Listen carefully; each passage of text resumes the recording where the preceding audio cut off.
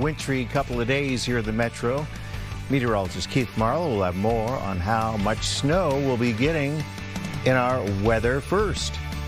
Also, fire guts a mosque and school in the South Metro. We'll get the latest on the investigation and what happens next in a live report. Plus, teachers at Minnesota's largest school district might be leaving the classroom for the picket line ahead of a possible strike vote.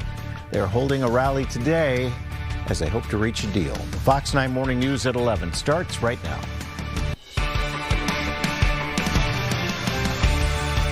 Starting the work week together, glad you're with us here on the Fox 9 Morning News at 11 and on Fox Local, always streaming live. I'm Tom Butler. Keep those shovels handy. We not only got some more snow this morning, more snow is on the way for tomorrow. And let's just say, as we say in Minnesota, it will be interesting. Meteorologist Keith Marlowe is joining us. He's tracking it all for us and getting us through our day today and what tomorrow looks like. Good morning, Keith. Morning, Thomas. Yeah, we got a little dusting this morning, little traces here and there, 1/100th of an inch officially at the airport. Enough to where I know Zamboni is a brand name of ice leveling, I don't even know what they're officially called, ice cleaning device machine thing. Zamboni is what I'm going to call it. And that was enough to almost look like it was vacuuming up the ice loop there at Maple Grove. Still have some flurries out the door this morning. So again, little enough to where it made the roads a little greasy this morning by all means. But a legitimate baby clipper is going to roll on by as we go on into this evening and bring a skiff to a ½ inch. Here and there, up to 3 or 4 inches in northern Minnesota with a winter weather advisory up north. I'll show you that in just a second. 13 degrees out the door right now, feels like 1. But teens are building. Our high yesterday was 11. We're heading to a 19 or so by sunset, but then we're going to keep going into the 20s. After the sun goes down, and that's when Baby Clipper going to come arriving. That would be our skiff of well, that might be even aggressive, our trace of some very light snow this morning that put down our, again, dustings across the area early on. That's now gone. Now we just have flurries across the area. Here comes that little clipper, though, the baby clipper, rolling down out of the Dakotas. This is going to dive across the state and again come down the 94 corridor, bring us anything from a dusting to a ½ inch in the metro. But as it does so, it will bring a little bit more. Again, maybe an inch or so in central Minnesota, but anything from 1 to 3 plusers in northern Minnesota. Some isolated 4s are not out of the question, with a winter weather advisory pretty much along and north of Highway 2 across the Iron Range and into the Arrowhead. And that's just the baby clipper. Tomorrow brings the big clipper, and that's tomorrow afternoon and evening. There's a winter storm watch along and north of Interstate 94 for several inches of sloppy wet snow for tomorrow. But in the meantime today, just a sunset temperature of 19, but warming to the 20s this evening. Key times for the metro for a little extra fun, quote unquote. Again, between 6 and 9 o'clock this evening for an extra bit of slipperiness on those roadways. But prep up, because we're going to need some shovels and maybe even an umbrella for a thawed rain-snow mix by tomorrow evening. Think about that one. I'll have all those details coming up. Hence the interesting part of tomorrow. Very interesting, Tom. Thank you, Keith. Yeah. It's a good week to have that Fox 9 weather app downloaded on your phone. It gives you the latest forecast, warnings for your area, traffic updates. You also get radar right down to your home. It's that good. School closings and so much more. Download it today. Just scan that QR code, or you can search Fox 9 weather. And we continue to follow developing news this morning in Prior Lake. A fire broke out at a mosque and a school. Our Saquon has been there all morning covering the story, and she joins us now with the latest and where we are, say, with this investigation, any closer to finding the cause of this fire. Good morning.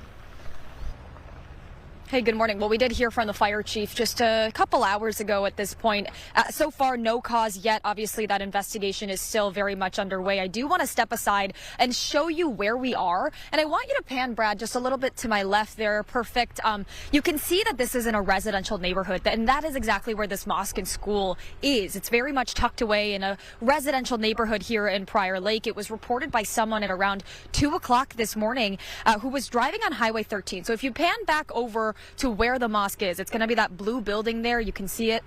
Highway 13 is just directly behind, and someone who was driving there noticed some flames coming out of the roof, which is why they called it in. We do have some video of what it looked like, because this looks a lot different than what we saw when we first got here at around 6:30 this morning. Thankfully, Prior Lake Fire Department is telling us that no one was hurt because no one was inside overnight, obviously. No firefighters were hurt either in that. Now, he did bring up an interesting point, and it's this: the vaulted ceilings that are inside actually cause some trouble for firefighters when it comes to being able to access that fire, but also to monitor flare-ups. We did talk with the fire chief more about that. Here's what he had to say. Sanctuary area is just an open ceiling area. We call it a heavy timber. It's all just held up with roof trusses. But there are voids in there in between the insulation and the roof itself. So that's where we had the most trouble. And those types of ceilings are notoriously dangerous for us as fire departments due to the collapse potential, which we did have a pretty major collapse when everybody was still outside. Yeah, that could have been much worse, obviously. Now, we did also talk with Isaiah Broberg this morning. He's the facility manager of this building. And he was saying that this is in a neighborhood that's very active, very friendly. A lot of the times, you know, when the mosque would have any sort of public events, the neighbors would actually be invited. So they're very much a tight-knit community here. As far as that school goes, I mean, we know students, we're talking about 200 K through 12 students have been moved to distance learning for now. We do also know that this school has 2 other campuses kind of nearby, and so some students may be moving to those campuses here in the near future. At this point, the fire chief could not confirm whether this is a total loss. However, we did hear from that facility manager who tells us he heard from Prior Lake's fire chief that this is a total loss. As far as right now, the investigation is this definitely still ongoing. They do say, as the structure is a religious institution, a full investigation will be completed by the state fire marshal and the ATF. Now, of course, you can see maybe a police crew back there, but obviously a lot of these crews have kind of cleared on out at this point as this investigation really starts to ramp up. Back to you. All right, thank you. That's Saquon out there reporting live for us with new information on that mosque and school fire. Appreciate it, Say. Staying in that school theme, happening today, teachers in the Anoka-Hennepin School District will be rallying, urging district leaders to agree to what they consider a fair contract ahead of a potential strike vote. Our Bill Keller joins us now with what's happening today. Bill, good morning. Good morning, Tom. Well, tonight's rally by teachers in the state's largest school district, well, it comes as the school board meets for the final time before a potential strike vote by union members later this month. Anoka-Hennepin teachers who have been working without a contract since June 30th say that the main sticking points center around compensation amid skyrocketing health insurance costs. And the teachers union says no pay increases have been agreed on, but the cost of health insurance is going up, an average of 22%. Now, that increase, they say, could translate to a drop in take-home pay for between $95 and $400 per paycheck. Meanwhile, the district, which employs more than 3,200 teachers, is looking to cut its operating budget next year by an additional $8 million. That could include the elimination of nearly 120 full-time positions across grades 12 through K through 12. The district cites rising costs and the elimination of federal pandemic relief funds among some of the factors. Last week, the two sides met for their 3rd round of mediation, but negotiations have stalled. The teachers union calling tonight's rally a rally in red, and they are encouraging everyone to come out and support them. I'm at Sand Creek Elementary, and I'm a graduate at Anoka High School. I'm going to the school board rally on Monday for the student that I was and the teacher that I'm working for. I believe in the power of solidarity, and that together we can achieve a fair contract. Also on tonight's agenda, the school board expected to approve the results of a contested race for a school board seat.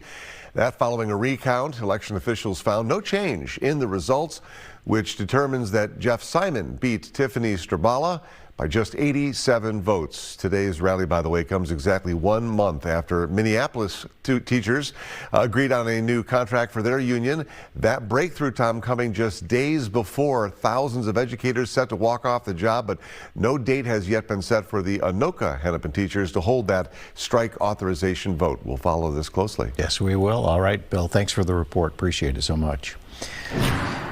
A 66-year-old man dies after he was struck by an SUV in Lino Lakes. This happened about 5:30 last night on 35E and County Road J. According to Minnesota State Patrol, a man driving a car went off the road and came to a stop in the median on 35E. Troopers say the man got out of the vehicle and walked into lanes of traffic. He was hit by a driver from Centerville and pronounced dead. No other details are being released at this time. A traffic stop turns into a shootout in Superior, Wisconsin. Early Sunday morning, an officer pulled over a car believed to be related to a domestic dispute. A man then got out of the car and shot at the officer. Responding officers fired back before the suspect drove away and crashed into the city's middle school. He got out of the car and was arrested. The officer who was shot has been released from the hospital. Still much more to come on the Fox 9 Morning News at 11 on this Monday morning. Help for our nation's farmers, what President Trump is proposing in a huge new farm aid package. And talk about flipping the script from getting shut out last week in Seattle. They're the ones, the purple, who show their opponent, yep, you're not going to get a score. You're not going to get a single point in this game. They shut out their opponent. Highlights of the game, and Keith will be back with a look at a very interesting next 24 hours that we all need to pay attention to. That is next.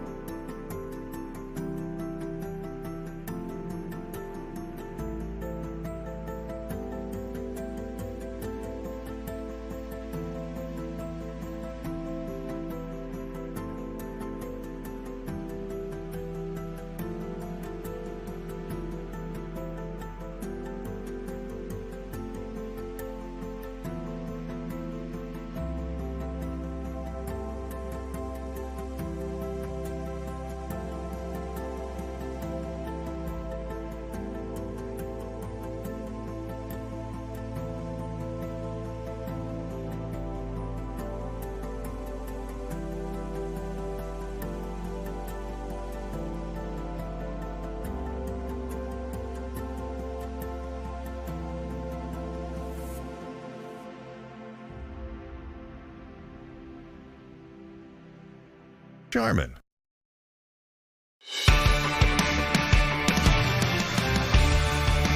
Welcome back this morning. Meteorologist Keith Merler here after a high of 11 yesterday that actually had no snow recorded in it in the Twin Cities. Imagine that for the course of the 24-hour period that was Sunday. We saw some light flakes this morning. We got down to 7 in the middle of the night last night in the wee hours of the morning, then climbed back up to around 9 and 10 for most of our morning commute. Now we're back up to around 13. We see some light flurries fly around the area, but we did put down a little dusting around the Twin Cities over the morning commute, enough to make the roadways and the sidewalks and parking lots a little on the slippery or greasy side, as we like to call it sometimes.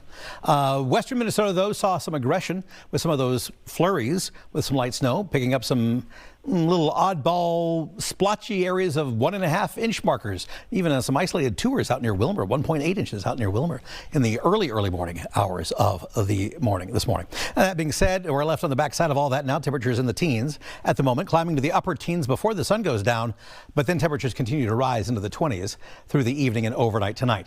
Widening that view out, at least we're above zero. Northern Minnesota, northeastern Minnesota got well below zero this morning as we went out the door. Now everyone's in the single digits and 21 now in Grand Marais. Grand Marais getting the nice little fetch off of Lake Superior, but we're 20 in Marshall as well. 14 in Red Wing, 11 in St. Cloud, 9s for Brainerd and Bemidji both.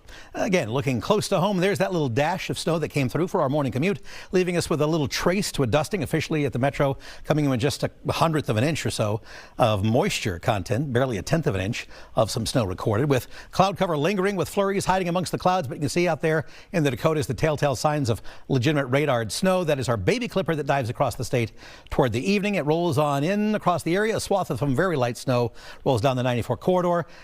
Key time still looks like between 6 and 9 o'clock this evening. Maybe a dusting to a 1/2 inch of snow in the metro, but that turns into a inch or so of snow in central Minnesota. And then north of Highway 2, that could be anywhere from 1 to 3 inches of snow with some isolated 4-inch markers. And so that's why we have a winter weather advisory in place for the Iron Range over into the Arrowhead for late this afternoon and into your evening for your Monday. This wraps up technically into early tomorrow morning, but again from 1 to 3+ inches for that winter weather advisory. That's baby clipper. Big clipper. That comes in here tomorrow afternoon. So teens for temperatures into around sunset, and then temperatures climb into the 20s with a little dash of snow this evening. Wraps up by 9 o'clock here in the metro. Wraps up by midnight tonight up towards the north. We wake up and it's quiet tomorrow in the 20s, and then the big clipper arrives. And we'll stay in the 20s as snow spreads across the area into tomorrow afternoon. We'll stay as snow initially in the metro as the 30s grab hold to the south, but as those 30s nuzzle their way to the 94 corridor, Thomas, our snow becomes a rain snow concern. We might even just change over to rain at times toward tomorrow evening. And that's why we are looking at a winter storm watch that's in effect just for our northeastern side of the metro and pretty much everyone north of Interstate 94. Several sloppy inches of snow are possible in that winter storm watch zone. That winter storm watch is for tomorrow afternoon through tomorrow night and into early Wednesday morning. But we all have some wind gust concerns. I'll have more details on that 7-day forecast coming up around 11:30. It's only fair because a couple weeks ago was the southern portion. Correct. We like to spread the wealth and the love. Yeah. Thank you, Keith. Butler Business 40s Week going on this Monday. Hello. Hello. Hello.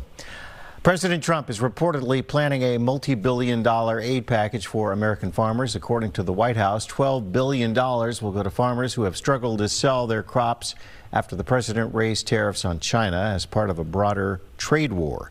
The White House says President Trump will unveil more details of this plan this afternoon. A big plot twist in the sale of Warner Brothers to Netflix. Paramount is launching a hostile takeover bid. The company says it's going straight to Warner Brothers Discovery shareholders with an offer that includes all of the company's assets, including its cable networks. On Friday, Netflix announced it was buying the Warner Brothers movie and TV studios, which owns the rights to Harry Potter, DC Comics, superheroes including Batman and Superman, HBO Max, and more for $72 billion. That deal still needs regulatory approval, and President Trump has said, quote, could be a problem because of the size of the two companies and their combined market share. Well, take a look at your screen. A portable charger sold on Amazon has been recalled because it could overheat and catch on fire. It has happened. The Consumer Product Safety Commission is warning about the INIU power bank. There have been 15 reports of overheating, including 11 fires caused, 3 minor burns and property damage to more than $380,000 worth of property. If you have this power bank, officials say file a claim on the company's website for a refund.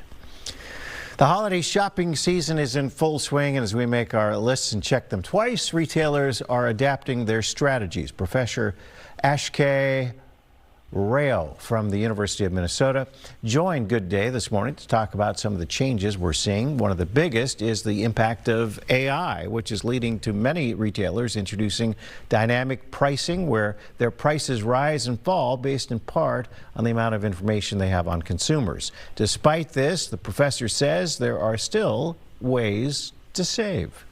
Look at unit prices. Don't look at the price displayed on the shelf or whatever shows up on your phone.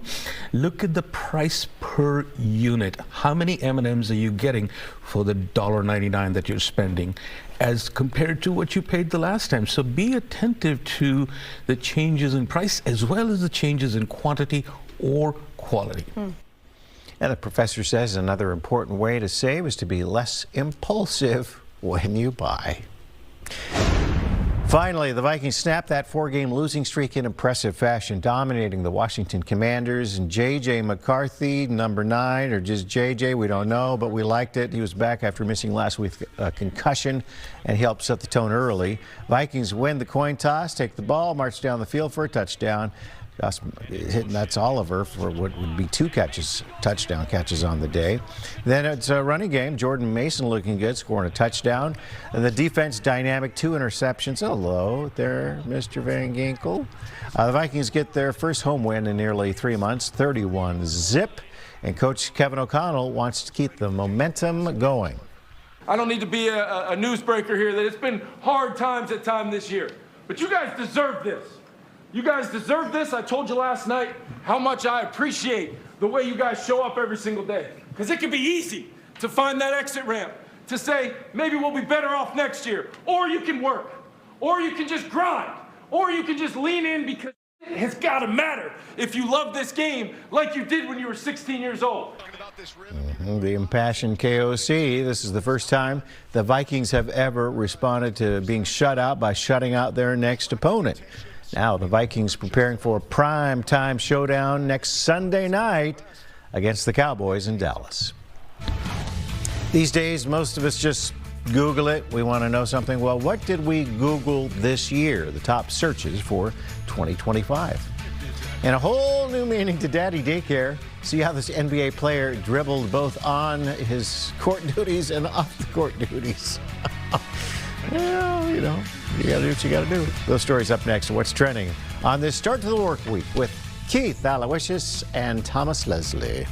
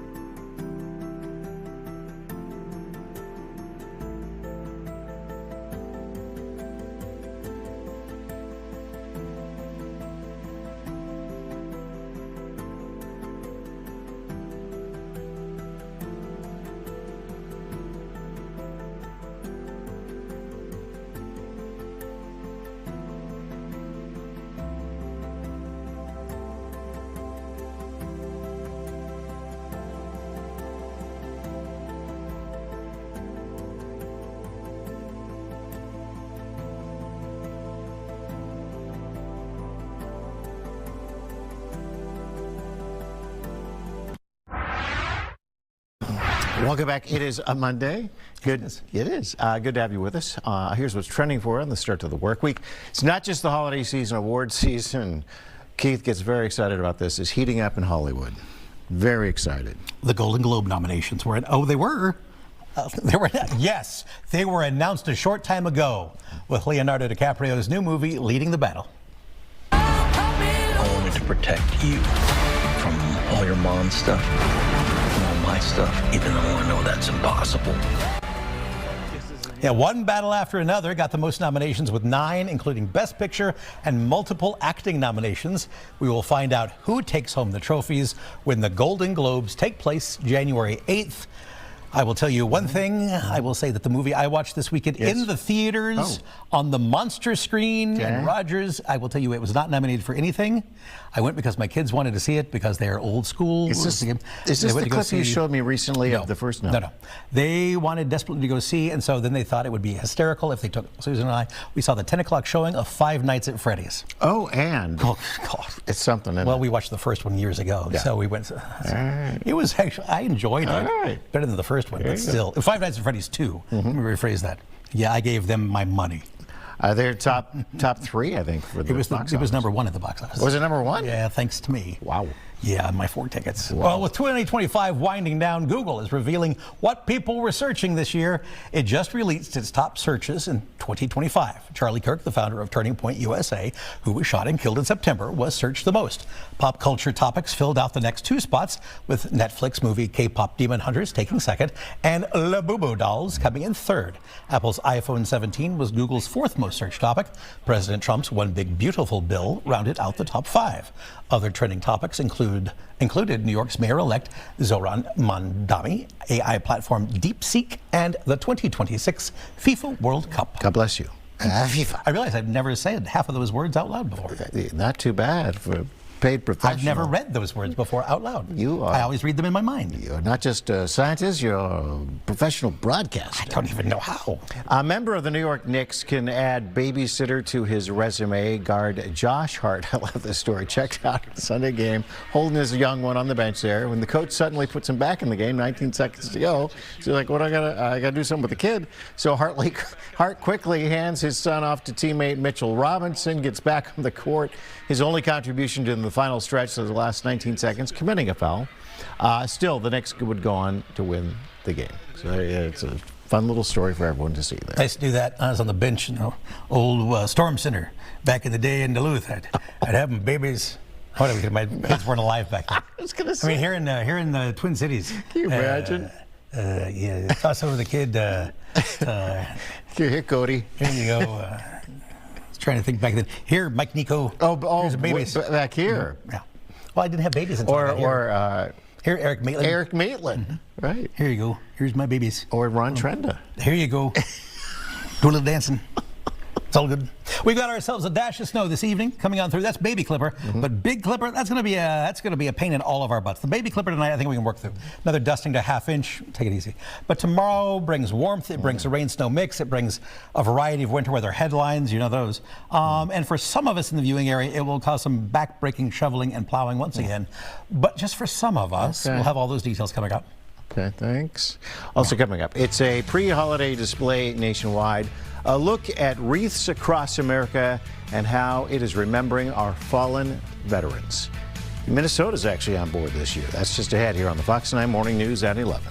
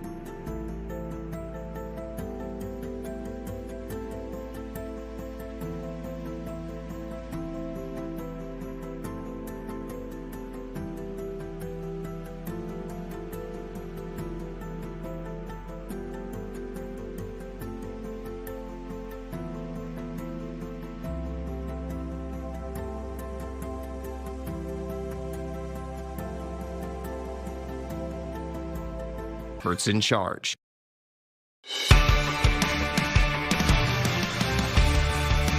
Glad to have you with us here on this Monday morning, starting the work week together. The Fox 9 Morning News at 11.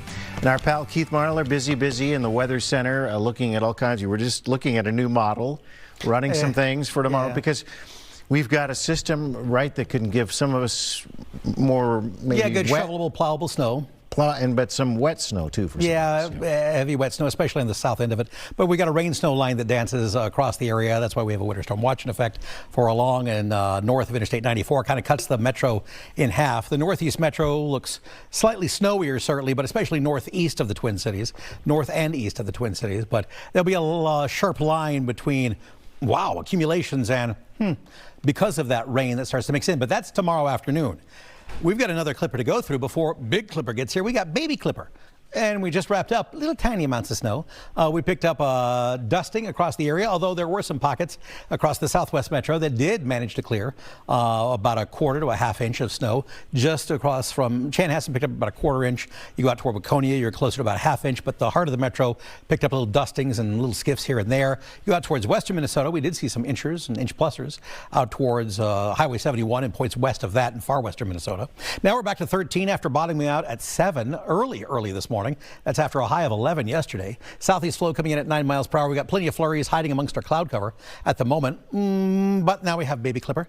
Baby Clipper is bringing some snow across parts of North Dakota at the moment. Temperatures are in the teens now. We'll warm up to the upper teens at sunset, and then we'll go to the 20s as this Clipper spreads its snow our way with its warm front.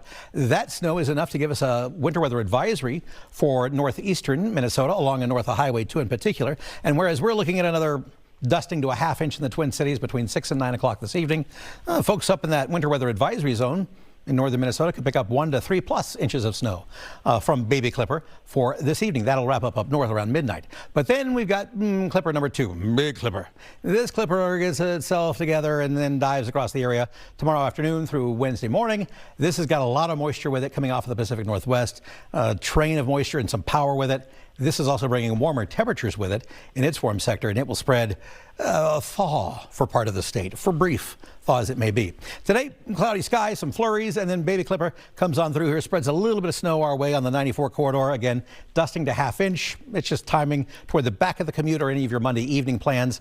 Again, a dusting to a half inch mix for some slippery spots into the early part of the overnight hours, but it keeps going to around midnight or so up to the north before finally pulling away with some 2 to 3, maybe 2 to 4 inch totals up toward the north. Temperatures climb to the 20s overnight tonight and stay there for tomorrow morning, so 20s and cloudy for the first part of the day tomorrow. And as that snow approaches, we'll remain in the 20s for tomorrow afternoon with some snow rolling on into the area, starting to accumulate, but some 30s nuzzle their way into southwestern Minnesota. Then we too will climb into the 30s by tomorrow evening, and that's when that rain snow line sets up on that 94 corridor, give or take. There could be a 20-mile wiggle room with this, though, and as we dance back and forth with that rain snow line, it will make all the difference as to whether or not you get wow snow or a little snow. I got a little rain. What are we going to do about this? Do I need an umbrella or do I need a shovel for tomorrow? That's what we'll talk about tonight and more earnestly for tomorrow morning, because again, this really starts to set up into tomorrow evening more than not. Then we wrap back up into some snow as we refreeze pretty hard into our Tuesday night and early Wednesday morning.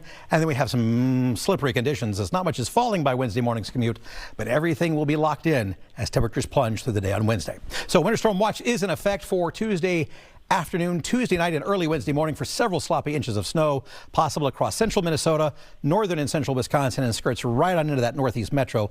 This is just the placeholder for what will become ultimately advisories and warnings. Wintry mix likely, though, for the rest of us. Put it together then. Today we'll cap out in the teens in the daylight hours, into the 20s this evening and tonight with a dash of light snow, dusting to a half inch in the metro, and then we put that to bed. Cloudy tomorrow. We'll stay in the 20s until the evening, where we climb to the 30s. Our snow rolls on in while we're in the 20s. We convert to a rain snow mix here in the Twin Cities, then back to snow after midnight as temperatures begin to fall through the 20s and into the teens as we go through late Tuesday night into Wednesday morning, then Wednesday morning through the afternoon back down to those cold temperatures. And then we stay cold.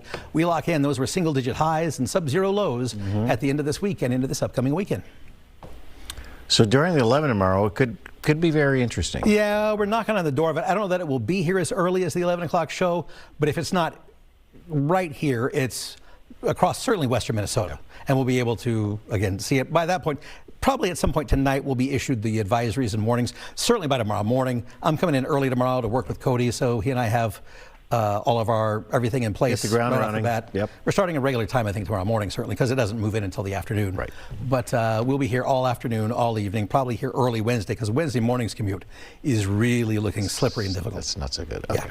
Thank you, sir. Yeah. Happening today, Minnesotans are gathering right now to honor the state's veterans with a Wreaths Across America ceremony. Volunteers will present a special wreath with flags honoring each branch of the military. This marks the first time Minnesota will take part in the ceremonies at the Capitol, and we remember, of course, and honor our veterans and their sacrifices. Also happening today, it is the season of giving, and people experiencing homelessness will be able to get some help in Minneapolis. The 3,000 Acts of Kindness. That event is expected to draw thousands to the Minneapolis Convention Center. They'll be able to get warm winter gear, hygiene products, and other resources free of charge.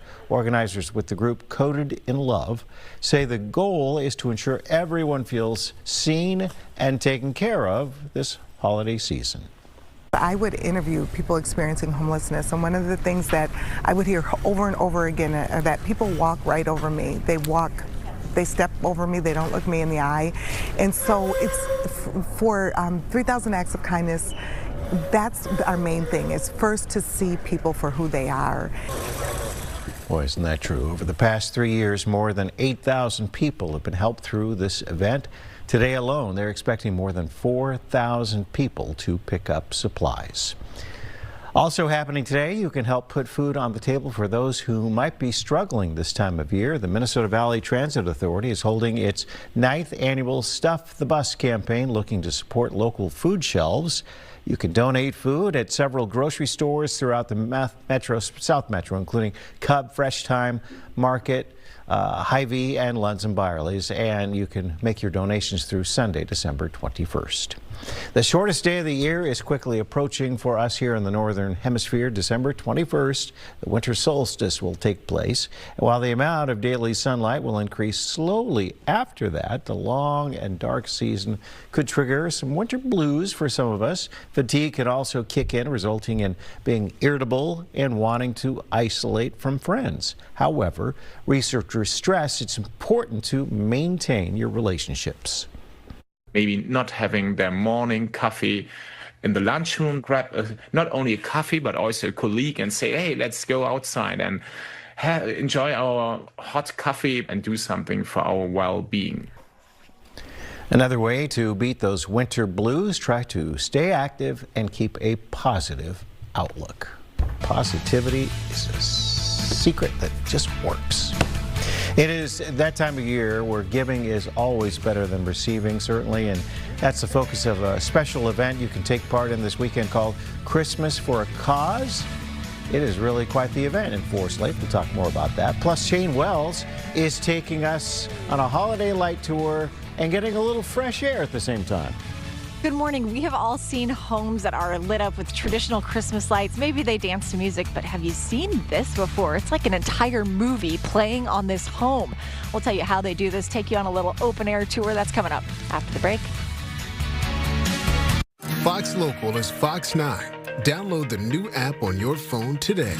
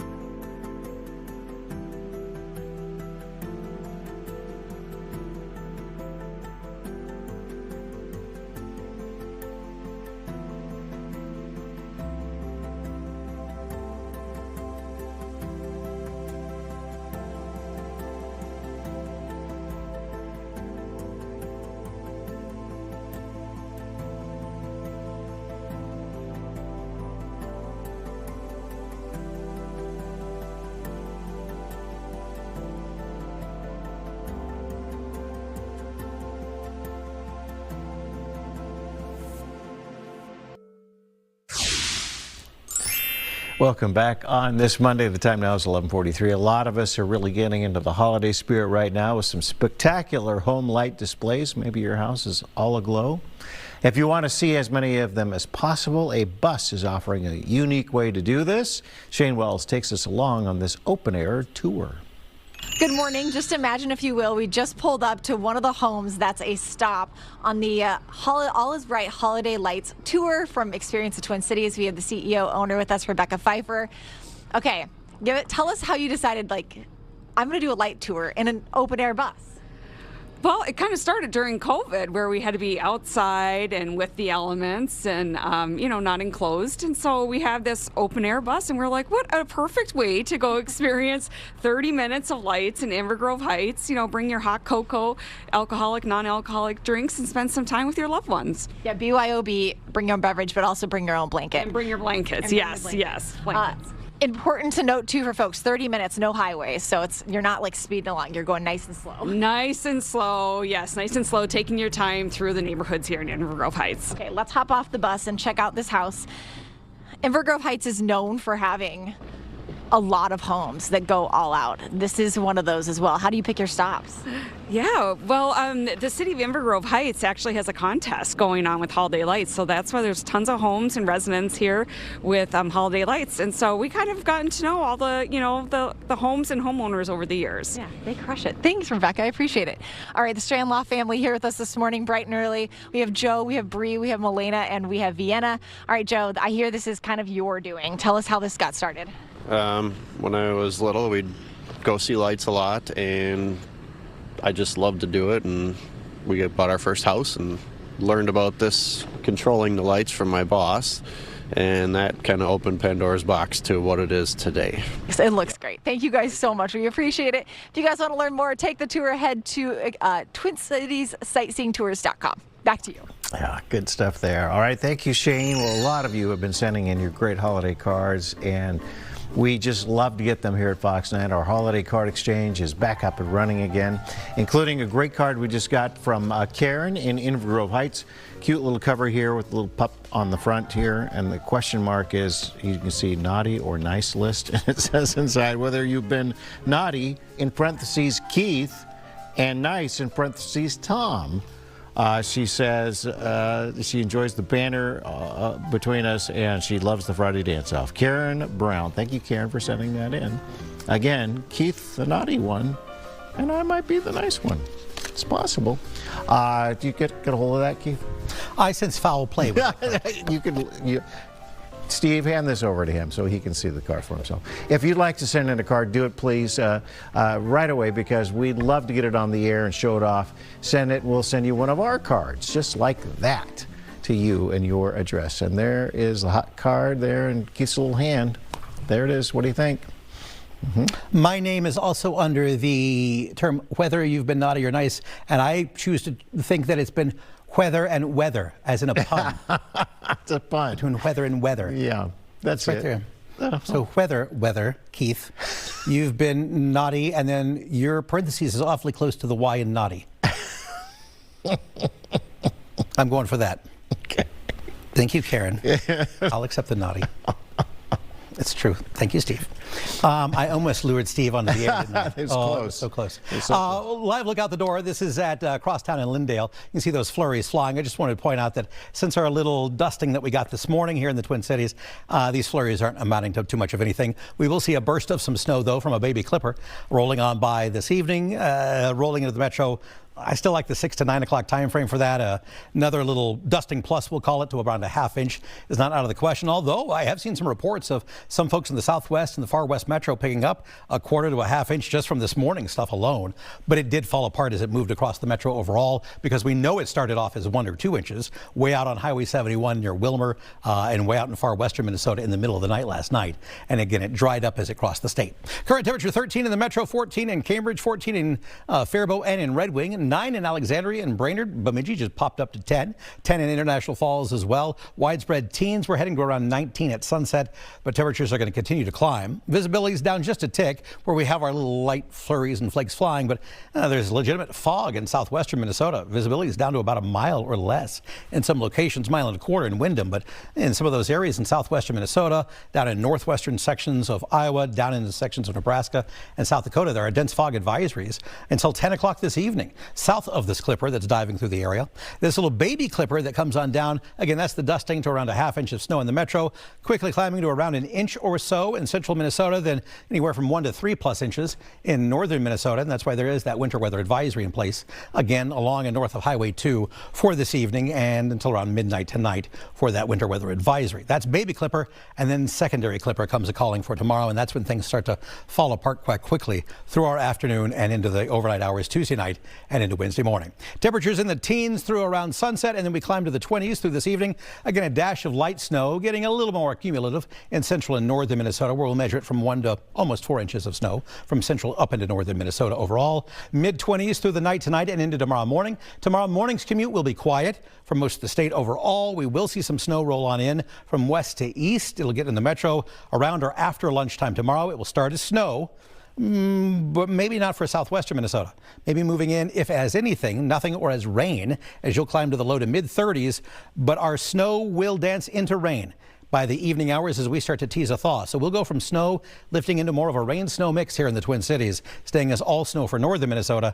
You'll see more of a cumulative snow, several sloppy inches. And it might be a wet snow, too, before it dries up into a powder up to the north. But several sloppy inches of snow are possible. That's why that winter storm watch is in effect for, again, Tuesday afternoon, Tuesday night into Wednesday morning. In the metro, our accumulations will be limited by the fact that we're mixing in rain. And once we refreeze late Tuesday night into Wednesday morning, we might have some icing concerns as well for our Wednesday morning commute. So Tuesday evening and Wednesday morning's commute are going to be problematic out of all this with that wintry mix and strong gusty winds that will be likely. We'll have temperatures fall from a thaw through the teens by Wednesday afternoon. And once we lock in, oh, it's frigid. Single-digit highs and sub-zero lows take us through the end of the work week and into the upcoming weekend. Thomas? Thank you, Keith. Sorry. That's all right. It's Monday. Thank you. 'Tis the season for craft fairs and fun, and that's happening with some good food, music, and Forest Lake this weekend at Santa's Christmas for a Cause. More on that when we come back.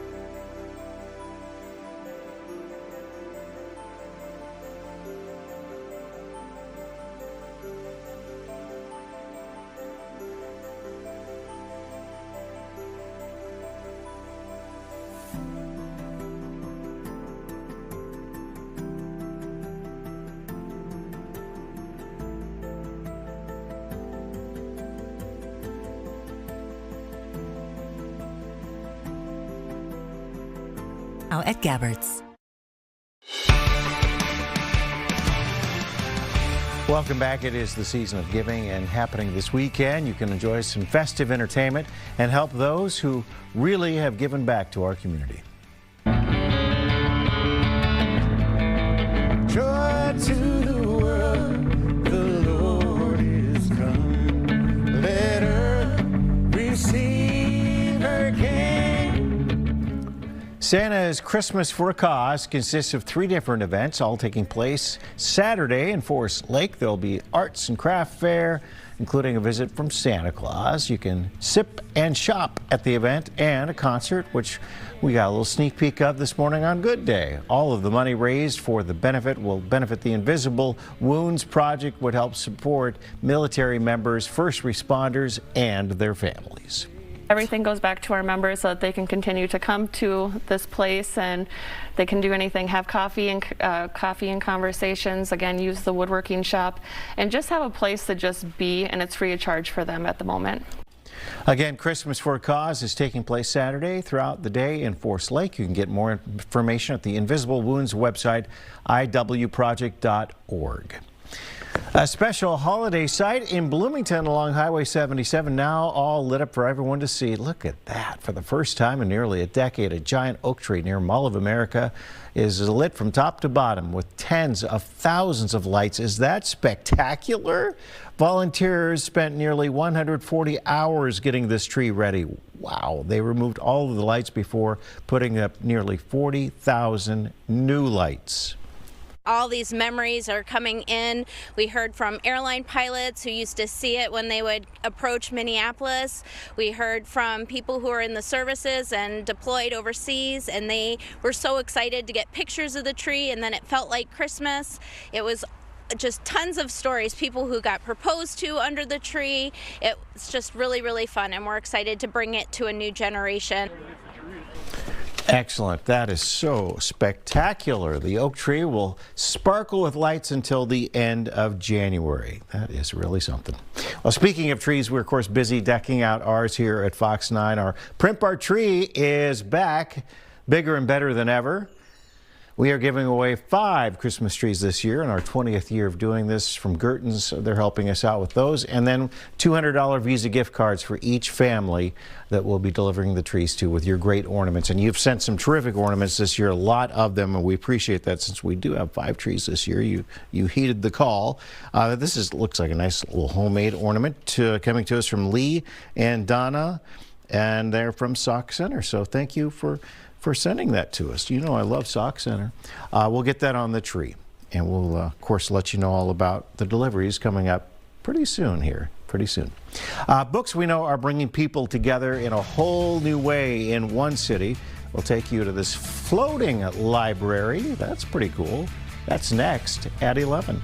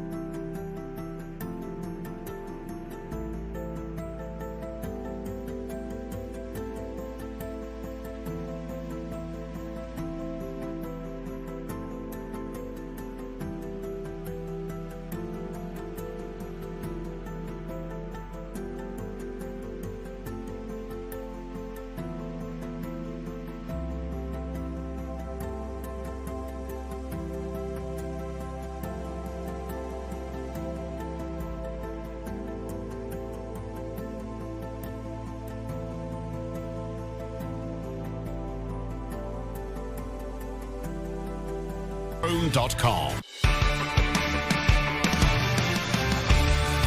Well, finally here at 11, you can really reflect on what you're reading at one library in Miami. Case in point, the Library of Us, a 20-foot tall, 50-foot long triangular bookshelf that rotates in a reflecting pool.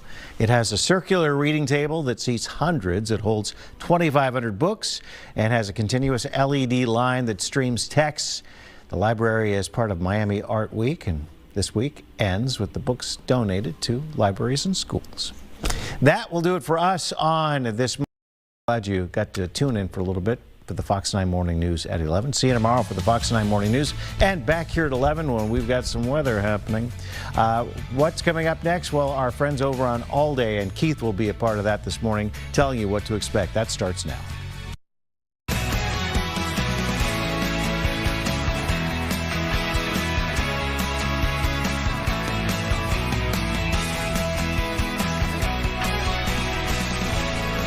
Welcome to All Day Live. Thanks for being with us on this Monday. It's a Monday and a little less sun today, a little more dreary today. Maybe you had a little bit of a slick drive on your way to wherever you were going this morning. We're going to definitely talk about weather here in just a little bit. A couple of the things that we're watching today, some live events. There was a community press conference. It's reaction, they say, to St. Paul Police's response during a federal operation, an immigration operation. Happened about a couple of weeks ago now, so we're listening in on that, and we'll bring that to you if we can. Also, in his American Islamic group responding now to what we've been reporting all morning, which is a mosque fire. This is in Prior Lake. It looks like it could be a total loss, so we'll hear from them coming up, I believe, next hour. We're going to hear from Vikings head coach Kevin O'Connell coming up here in just a few minutes. Losing streak snapped, done. How the Vikings, though, turned the corner, we'll see. We'll hear from head coach KOC here coming up in a short amount of time. Also, President Trump roundtable in Washington, D.C. We remember last week when President Trump had all of his cabinet secretaries there. There was a lot of talk about Minnesota, so we'll see if there's any more follow-up with that or anything new. And then also he is expected to potentially announce some help for farmers, so we'll be listening in closely with that. Also, Minneapolis budget talks, they started last week, continuing this week. A lot of hot topics there, including pay for the mayor, among some other things. We've got an ear on that as well, so we'll bring that to you when that gets going. And then Wreaths Across America. This is a nationwide program that provides wreaths at national cemeteries for fallen heroes. We've told you about them about this time every year. We're going to check in on a special ceremony at the state capitol coming up here just in a little bit. But there's also a call for more wreaths. A lot of volunteers, not a lot of wreaths here locally is the story. So we'll talk more about that coming up. That's next hour. All right, let's let you know about this live event that we are keeping an eye on right now. It's happening in St. Paul. So this is a community press conference on St. Paul police conduct during an immigration raid that was a couple of weeks ago. This is a group that says that they are gathering today because at that time during the immigration enforcement operation, they say that they were gathering, quote, peacefully but powerfully.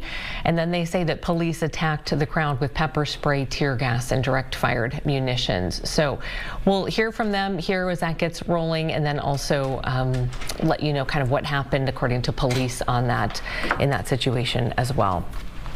All right. Do we want to listen in for a second? It looks like it's just kind of getting started here. So I think we'll we'll listen and then we'll bring you in just a little bit. In the meantime, let's check in with meteorologist Keith Marler because, you know, Keith, I talked a little bit about kind of the dusting that we had today, but we're looking ahead tonight, this afternoon into tomorrow. You're watching a couple of different things. Yeah, we've got Baby Clipper this evening and Big Clipper going into tomorrow. This morning was just a little appetizer, if you will. Gave us on average a little dusting plus across the metro area, around plus or minus a tenth on average. That's what we picked up around the airport. You go over toward Chanhassen at the National Weather Service, about a quarter inch or so. And then parts of the southwest metro and the far west metro, we did see some quarter to borderline half inches. Far western Minnesota, as this still had a little verve to it, picked up some 1 inches and 2 inches. So that's way out there on near Highway 71, out near Wilmer, etc., in splotchy locations. But it was drying up and dying. as it moved across the area as a whole. Now, our second system is this little baby clipper that kind of skims across the area this evening. Key times for this would be between 6 and 9 o'clock this evening here in the Twin Cities. And as it comes rolling on by, it stays a little longer in northern Minnesota. This has a little oomph to it, but a dusting to a half-inch possible. The back of your evening commute into your dinner plans and maybe any shopping plans you have for your evening hours, enough to cause some slippery spots, again, between 6 and 9 o'clock, and then we have to brush it out of the way. But as you go into central Minnesota, that might be an inch, maybe an inch and a half, or 1 to 3+ inches in northern parts of Minnesota. So we do have a winter weather advisory in place along and north of Highway 2. Grand Rapids, Hibbing, up toward International Falls, parts of Highway 71, well north of Bemidji, and then, of course, into Lake and Cook counties as well, mainly away from Lake Superior. And that, again, goes until around, technically, tomorrow morning, but the snow will be out of here by midnight tonight up across northeastern Minnesota. That's baby clipper. And then we've got bigger clipper for tomorrow. At the door right now, we still have a few flurries around, but not really adding up to anything. Cloud cover lingers. Temperatures now in the mid-teens, heading to the upper teens by sunset this evening, but we don't stop there. Just like we've done, it seems like at the end of last week as well, we don't care if it's day or night. Temperatures are going to do what they're going to do. And they're heading to the 20s once the sun goes down in advance of this clipper system and the warm front that's bringing that little swath of snow. So clipper number 1 dives across the area through the evening. There's that winter weather advisory for the evening up to the north. But clipper number 2 is big clipper. It's just now moving into the Pacific Northwest. This is for Tuesday afternoon into Wednesday morning. This has got the gumption. This has got a lot of moisture and a lot of warm air with us, and this is going to bring a thaw into parts of southern Minnesota, and that's going to bring some problems. So for today, cloudy conditions, a few flurries, and then this little dash of very light snow along and north of Interstate 94. Again, dusting to a half-inch in the metro this evening, 6 to 9 p.m., but by midnight tonight, 1 to 3+ inches of snow up north. Temperatures warm to the 20s tonight, and we stay in the 20s tomorrow morning. Tomorrow morning's commute, quiet, other than any cleanup you may need to do from the evening hours in particular, but quiet otherwise. Cloud cover in place, 20s for temperatures, much warmer in general. But by lunchtime, things are starting to fall apart. Around our afternoon time, we'll start to see some snow roll into the area tomorrow with rain in southwestern Minnesota as temperatures are thawing into the southwest. And that rain-snow line creeps toward the Twin Cities by the evening commute. Temperatures go from the 20s to the low 30s by the evening. We warm up into the evening. And by that point, this rain-snow line will wiggle around for most of the early part of the overnight until around midnight. We'll cap out around 35. Snow goes all the time up north with cold teens and 20s up to the north and continues to pile on up. But our accumulations in the Twin Cities will be all over the place. You go 20 miles to the northeast versus 20 miles to the southwest of the metro, and you'll have wide differentiations between plowable versus barely noticeable. But once we refreeze, things get slippery late Tuesday night and early Wednesday morning. So our Wednesday morning commute, problematic from a slippery standpoint, and then it just is blustery and much colder as temperatures fall through Wednesday. Winter storm watch is in effect for several sloppy inches of snow with 40+ mile-per-hour winds with a wintry mix likely in the Twin Cities. This is for Tuesday afternoon through early Wednesday morning. This will be changed over to some type of advisory and or warning as we go on into probably tonight. Those will start to be issued. They will be in place for tomorrow morning for that time period. We'll have all those details. So for today, some evening flakes. We'll call it a daytime temperature of 19, but then we warm to the 20s. Key times for the metro, 6 to 9 o'clock this evening for a dash to a half-inch of flakes. But northern Minnesota, again, that northeastern corner of the state, 1 to 3+ inches of snow. That's out of here, but we stay in the 20s tomorrow morning. Then that afternoon snow to a rain snow mix somewhere in between with temperatures in the 20s through the day, but then warming to the 30s once the sun goes down. And that's that wintry mix perspective. We might have to tease some freezing rain for some people in there briefly. And then we'll go back to some snow as temperatures crash hard and we get cold starting on Wednesday, and we lock everything in once again, Amy. I'll have more details, of course, over the course of the show. All right, yeah, we'll check back in with you. Thanks, Keith. A lot to try to take in for the next couple of days. We want to take you live now to this press conference that we were watching, Communities United Against Police Brutality. This is the head of that organization, Michelle Gross. Let's listen. We get the agenda, and there's nothing on there about addressing egregious police conduct. That had no business happening and that is going to create liability for the city but also harm the community. So we are demanding that the St. Paul City Council address this issue, that the police engage in an investigation and assign appropriate misconduct discipline, and that this never, ever happen again. Thank you. What do we want? Justice. When do we want it? Now. What do we want? Justice. When do we want it? Now. In New York, the new mayor is talking about that the police can arrest ICE agents. So I think that's something that elected officials here in Minnesota should contemplate. Next on our agenda, we have Tashir Garraway Allen from Family Support and Families Against Police Violence.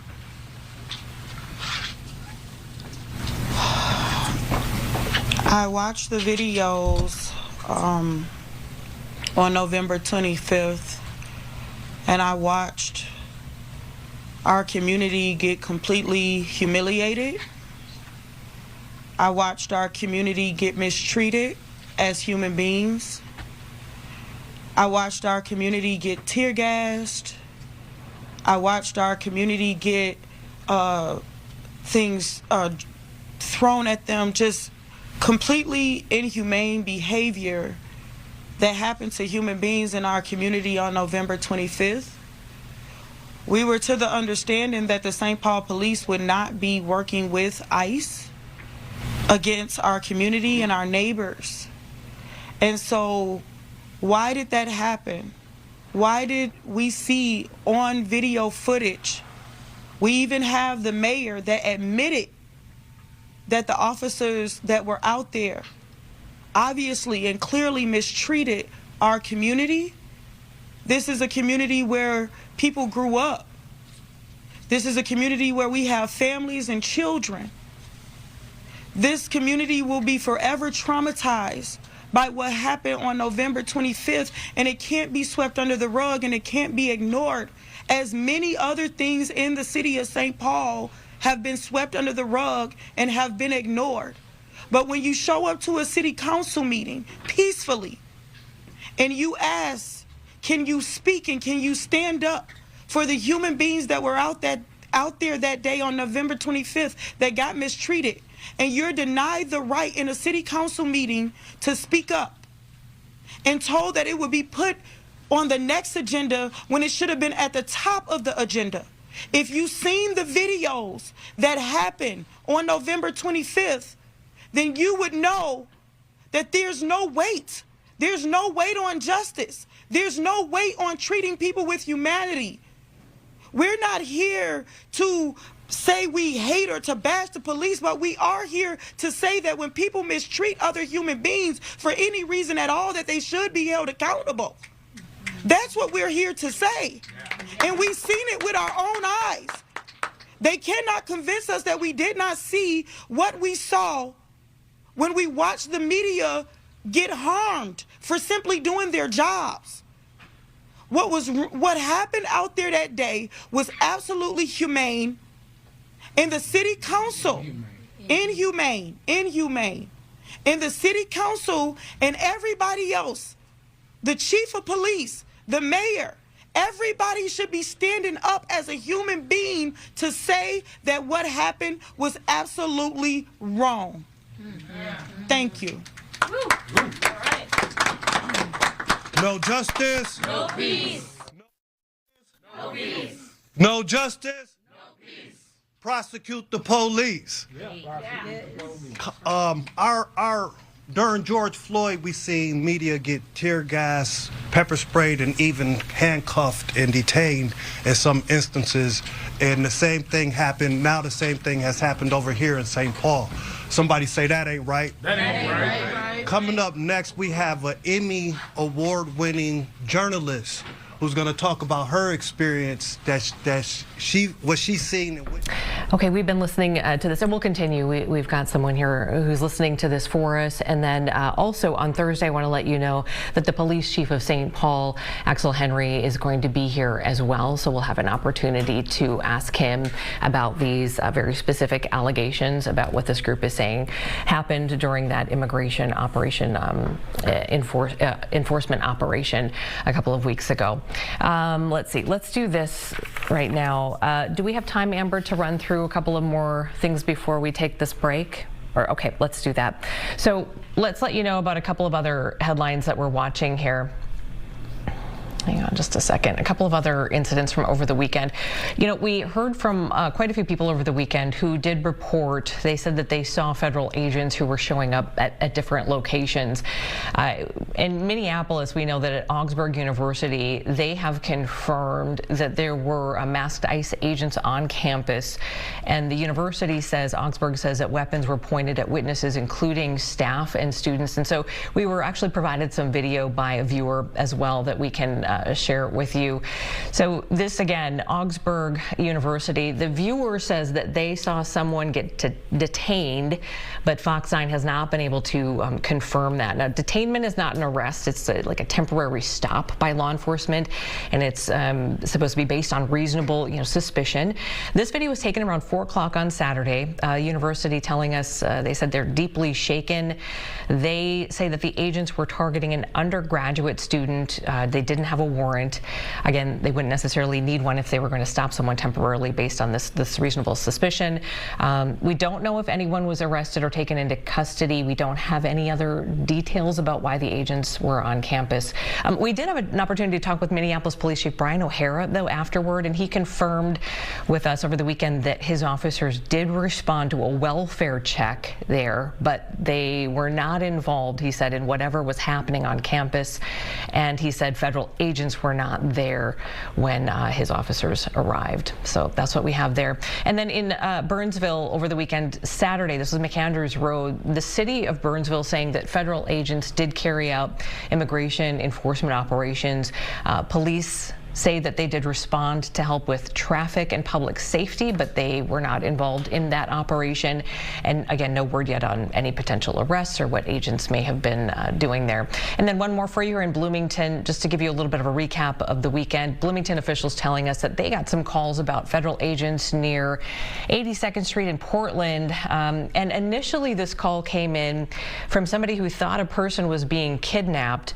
Officers confirmed that there was an agent in the field, but again, we don't have any more information, including any potential arrests or anything like that. So that's kind of a recap from this weekend. All right, Amber, you want to break to hit that interview in the next block, or you want to keep going?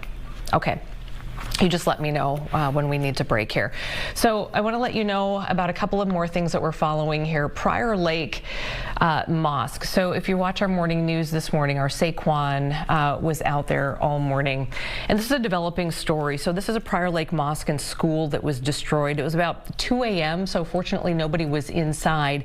But we know that a passerby on Highway 13 saw flames coming from that mosque roof and then called it in. Firefighters say that it was really tough to get that fire under control because there was this vaulted ceiling and then part of the roof did eventually collapse. And so again, no word on what may have started this for now. About 200 students who attend school there. They're doing some online learning today and for the foreseeable future.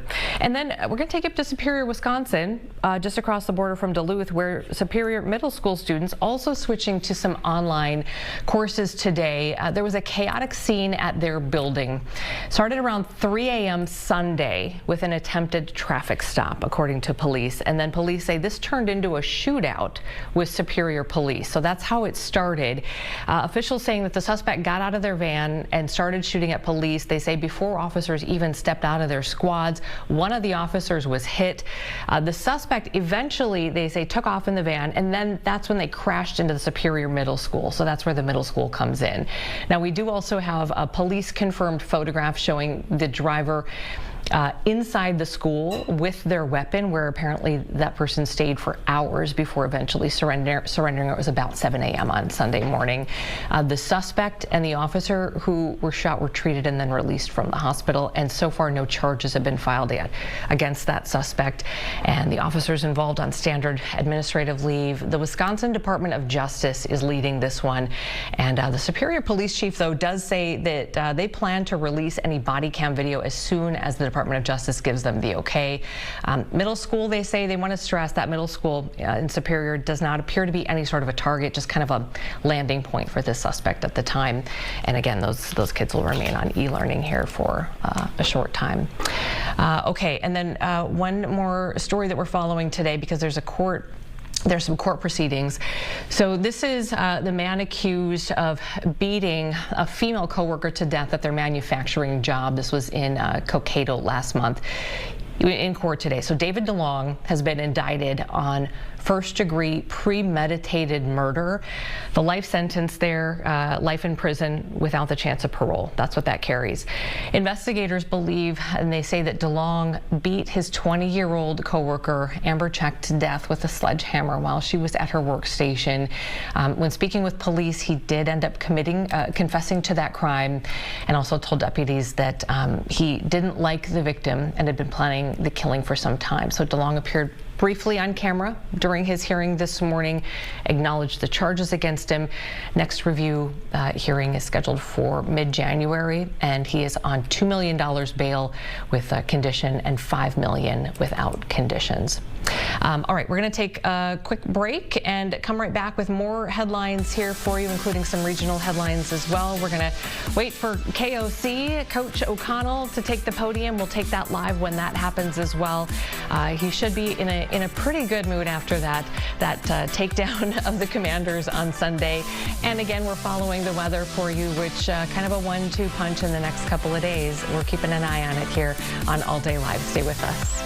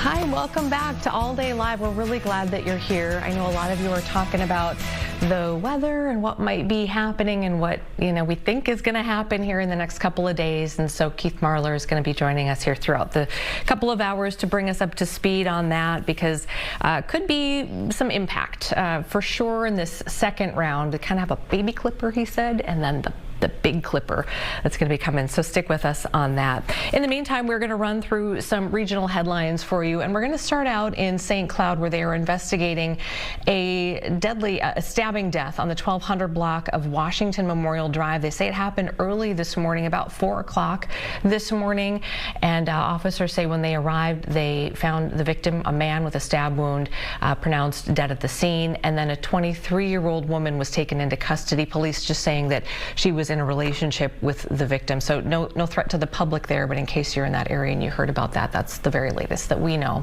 All right, to Fargo-Moorhead now. Cass County Sheriff is planning to build an outdoor training center with a shooting range. This is a story that we pulled from the Fargo Forum this morning. The training center would be near Castleton. That's about 30 miles west of Fargo in North Dakota. The county commission voted to let the Cass County Sheriff sort of develop the concept for this plan, and that they say will likely take years. Not clear how much something like this would cost. So right now deputies are using an indoor range in Fargo, and then they've got an outdoor range across the river in Moorhead. That's the setup now. Okay, let's take you to Iowa now, where we're going to talk about some meal debt. The school meal programs in Iowa, more than $2 million in debt. Families are apparently just struggling to pay, according to the district. So the Des Moines Register has this story, and they say that $2.2 million is the debt, and it is now they're turning to donations to help cover the cost of these unpaid meals. The paper talked to some education leaders, and they say that despite the shortfall, they will not turn any students away who can't pay. There was one district, the negative account balances range from 5 cents up to like $1,000. So that's something that they're dealing with in Iowa. All right, let's take you back to that live event that we've been covering right now. And Nick, who do we have here? These are two people that were on scene. Right? Two of the people who were on scene. This is a community group, Communities United Against Police Brutality. They are concerned about the way that they say St. Paul police handled in crowd control during an immigration enforcement operation a couple weeks ago. Why did Taya, why did our community members who were asking for badge numbers, which is something we asked Mayor Carter and asked them, isn't it the duty of the officer to identify themselves, SPPD officer, to identify themselves when asked for their badge number? And Mayor Carter said yes. So why were we tear gassed when we were asking for badge numbers, when we were asking to identify yourself? Because right in this moment, while they were spraying us, we're like, who are you? Are you HSI? Are you ICE? No, your badge on the side says SPPD, so identify your badge number. Why were we tear gassed for that? Why were we shot at for that? And so we're here demanding that they be held accountable, for the atrocities that were committed to us, we literally saw as one officer was telling their other officer member, it's time for us to go. It's time for us to go. And why were they still standing there trying to do more harm to us? We're frustrated. I don't want to be here demanding accountability. That's not what I signed up for, but we're here because we know that our tax dollars are going to that. This is what my money is going to, for myself to get and Taya to get gas sprayed? Excuse me? We have multiple sources from within the police department who let us know how the chain of command went down that day. All right, so hearing again from this group, Communities United Against Police Brutality, with some very specific concerns about the way they say that St. Paul police handled crowd control. And so we do have the St. Paul Police Chief, Axel Henry, coming on Thursday, and we will be asking him about all of these accusations as well. All right, we want to turn now to this case that we've had our eyes on for quite some time here in Minnesota, but also across the country. This one has been really at the forefront for a lot of different reasons. So hearings have been continuing this week for Luigi Mangione. He is the man charged with murdering United Healthcare CEO, of course, Minnesotan Brian Thompson. It was almost exactly 1 year ago in New York City. His attorneys in these hearings are essentially trying to get some key evidence thrown out, saying that it was obtained illegally. So we wanted to bring in Fox 5's Lisa Evers to bring us up to speed. Thanks for joining us, Lisa. So Mangione's attorneys are focusing on what seem like really key pieces of evidence here. What are we talking about exactly?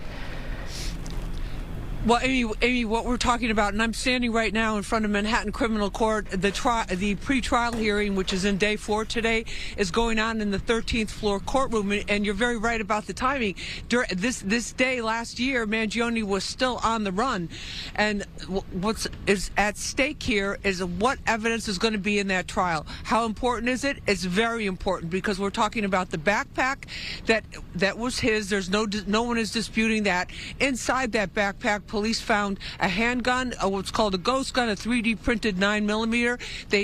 There was testimony today from in Altoona, Pennsylvania, the city in which he was arrested, that they found 2 loaded magazine clips in there, that they also found his notebook, and that there was other evidence, other writings, things of that nature. So it's very, very key, because if this is the weapon, if this matches the ballistics with the bullet that killed Brian Thompson last year, then that's a very significant piece. Now, of course, the NYPD, this is a New York State case. They have other evidence as well.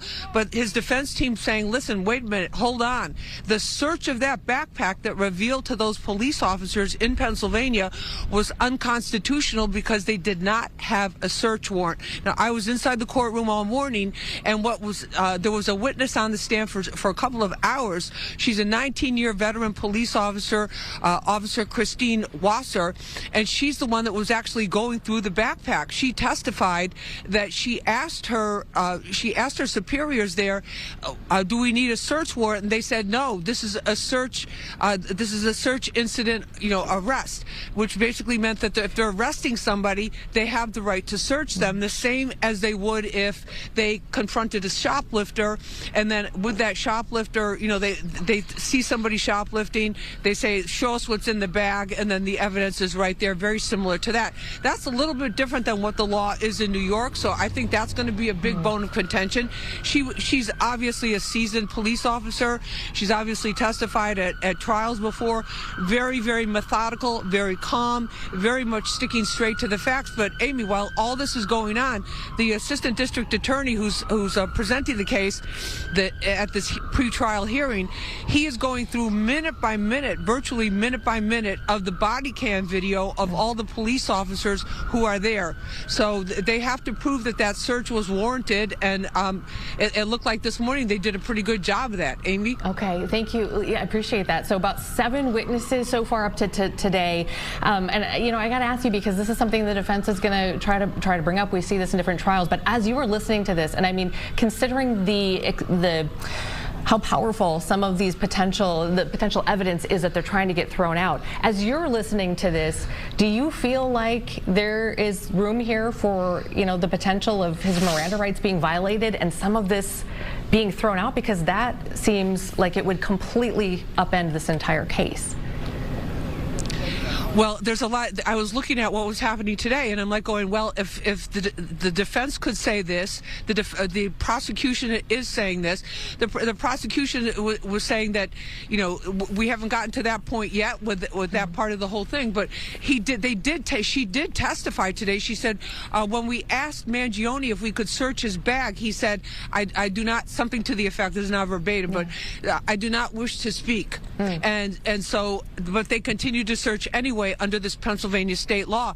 Now, in terms of the in terms of the Miranda rights, that's something again that every attorney that we've talked to here in New York, a criminal defense attorney, says that is a big mistake, because even though they were initially arresting him because he had a fake ID, he still should have been read his rights at that point before he was put in handcuffs. So there's a lot of things that even what they're saying today, and the bomb, the fact that they used the fact that there was they suspected there was a bomb in a backpack, but the video shows them all standing around pretty calmly, looking very calm, which I don't know how that would play for a jury, but we will find out, and we'll be here. Amy, back to you. Really quickly, just a couple seconds left, Lisa. New evidence emerged over the weekend as well, is that right? Yes, there was new evidence that was released by the Manhattan District Attorney that showed the gun, that showed some of his clothing, and these are obviously expected to be key pieces of evidence that are allowed in the trial. But the judge in this case, in this pretrial hearing, is going to have the final say on that. So there's still a lot of very open questions on this. It's not the slam dunk that a lot of people thought it was when he was first arrested. Interesting. Amy? So interesting, Lisa. Thanks for covering this for us. We'd love to check back in with you. We'll let you go. Get inside and get Absolutely. warm. I know that feeling of being out there and it's hard to talk. So you get warm. We'll talk I'm to you sure soon. you do. Thanks, Lisa. Talk soon. All right. All right. Take care. All right. Thanks. You bet. All right, we're going to take a quick break, and when we come back, we're waiting for head coach Kevin O'Connell to talk to us about that beatdown yesterday. Oh, 31-0 against the Commanders. That's what it looks like outside. Keith Marler is keeping track of your weather, as well as we are expecting a couple of rounds of something we're going to keep an eye on, especially tomorrow. Stay with us.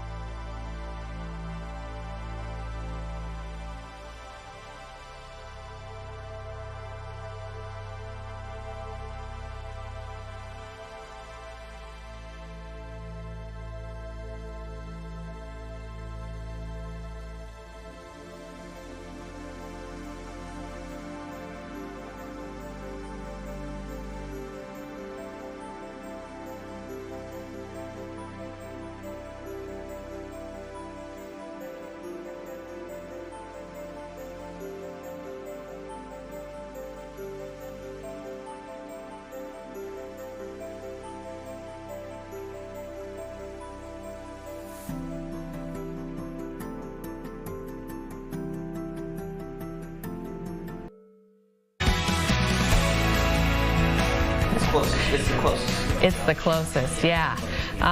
We're just getting caught up here, guys. Thanks for joining us. We're waiting for Kevin O'Connell to take the podium here, or Pierre Nugent joining us as we're just kind of, we call this tap dancing sometimes to wait for somebody to come out. But while we do that, Pierre, I guess we can start talking about yesterday, because we know that KOC, after this dominating 31-0 win over the Commanders, should have some good things to say today. Yeah, there's no question about it. I think this is the type of performance they've been waiting to see from this team for, I'd say, all season long. And it's kind of hard to believe, Amy, that even though they do technically have one home win on their record this year, that home victory took place over in London, because that was a home game against Cleveland, technically. So yesterday marked the first victory at US Bank Stadium all season, and it didn't come until December 7th.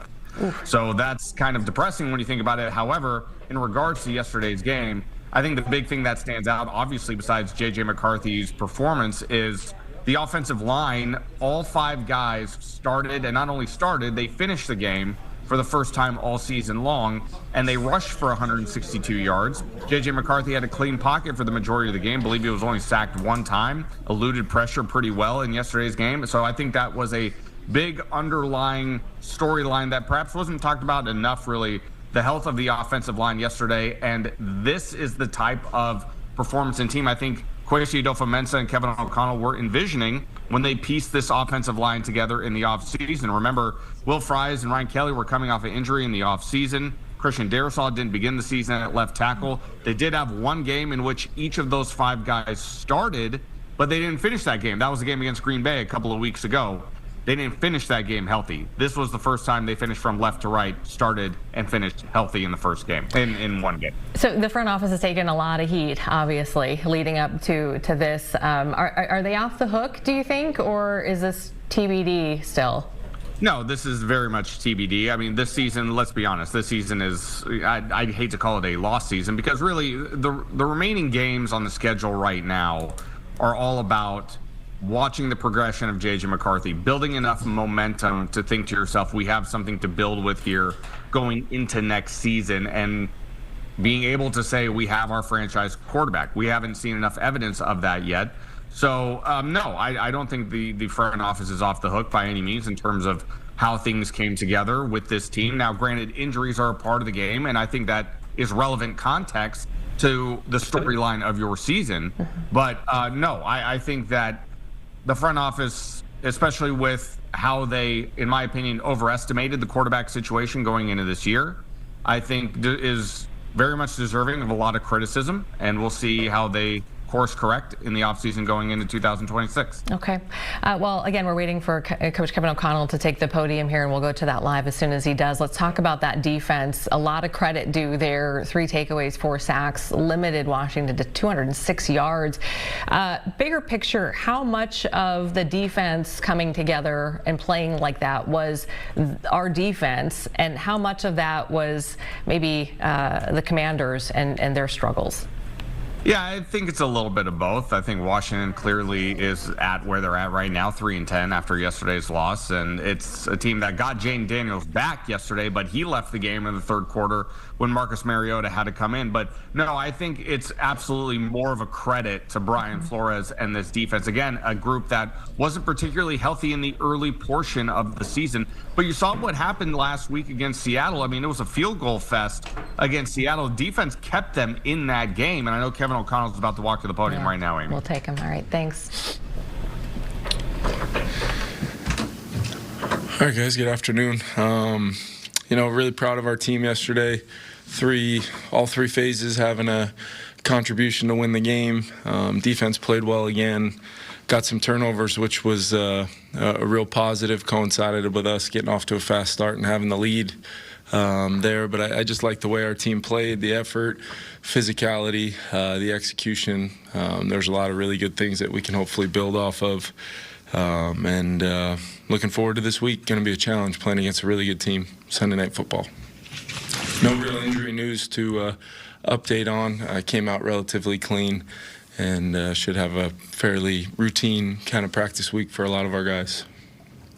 Kevin, after the game, Harrison Smith was talking about how your message resonated with him, sort of connecting to his joy of the game. Just for him personally, I know all these guys love football. They wouldn't be here if they weren't. Yeah. But how does that sort of apply to him maybe differently, his passion for the game?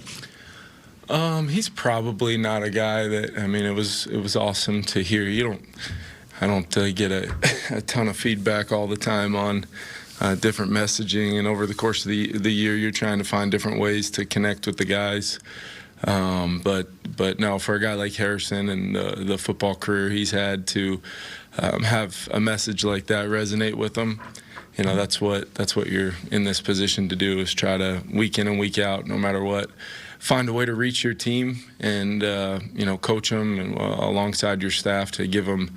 There's a lot of layers to coaching. That's not just X's and O's. It's kind of the relationship building, and then once you're to the place where you have their trust and you have the time built up where they are willing to lean in when you have messaging for them. That's really what I strive to do in this position, and regardless of what the previous week or weeks have been like or what the noise may be out there, I have a very important job that I take very seriously due to those players and the love that I have for those guys. So I'm always going to try to figure out the best path to helping those guys go out there, and most importantly, have the joy of what you should have playing for the Minnesota Vikings in front of our great fans at home. I thought it was important for us to play well at home. What does the fact that the game still means so much to him mean to you? I mean, I've made no secret of him being one of my all-time favorite people in the league that I've been able to be around, not just players. I mean, his playing career speaks for itself. His impact on the game yesterday speaks for itself. But just any moment that I get with him, whether it's Friday mornings, in the one-on-one setting or throughout the week, practice field, whatever it is, I don't take a single one for granted. Not just where he's at in his career, but just he makes me a better coach. He makes me, have a unique connection to this team through a guy that's seen and done basically everything in this league you can possibly do.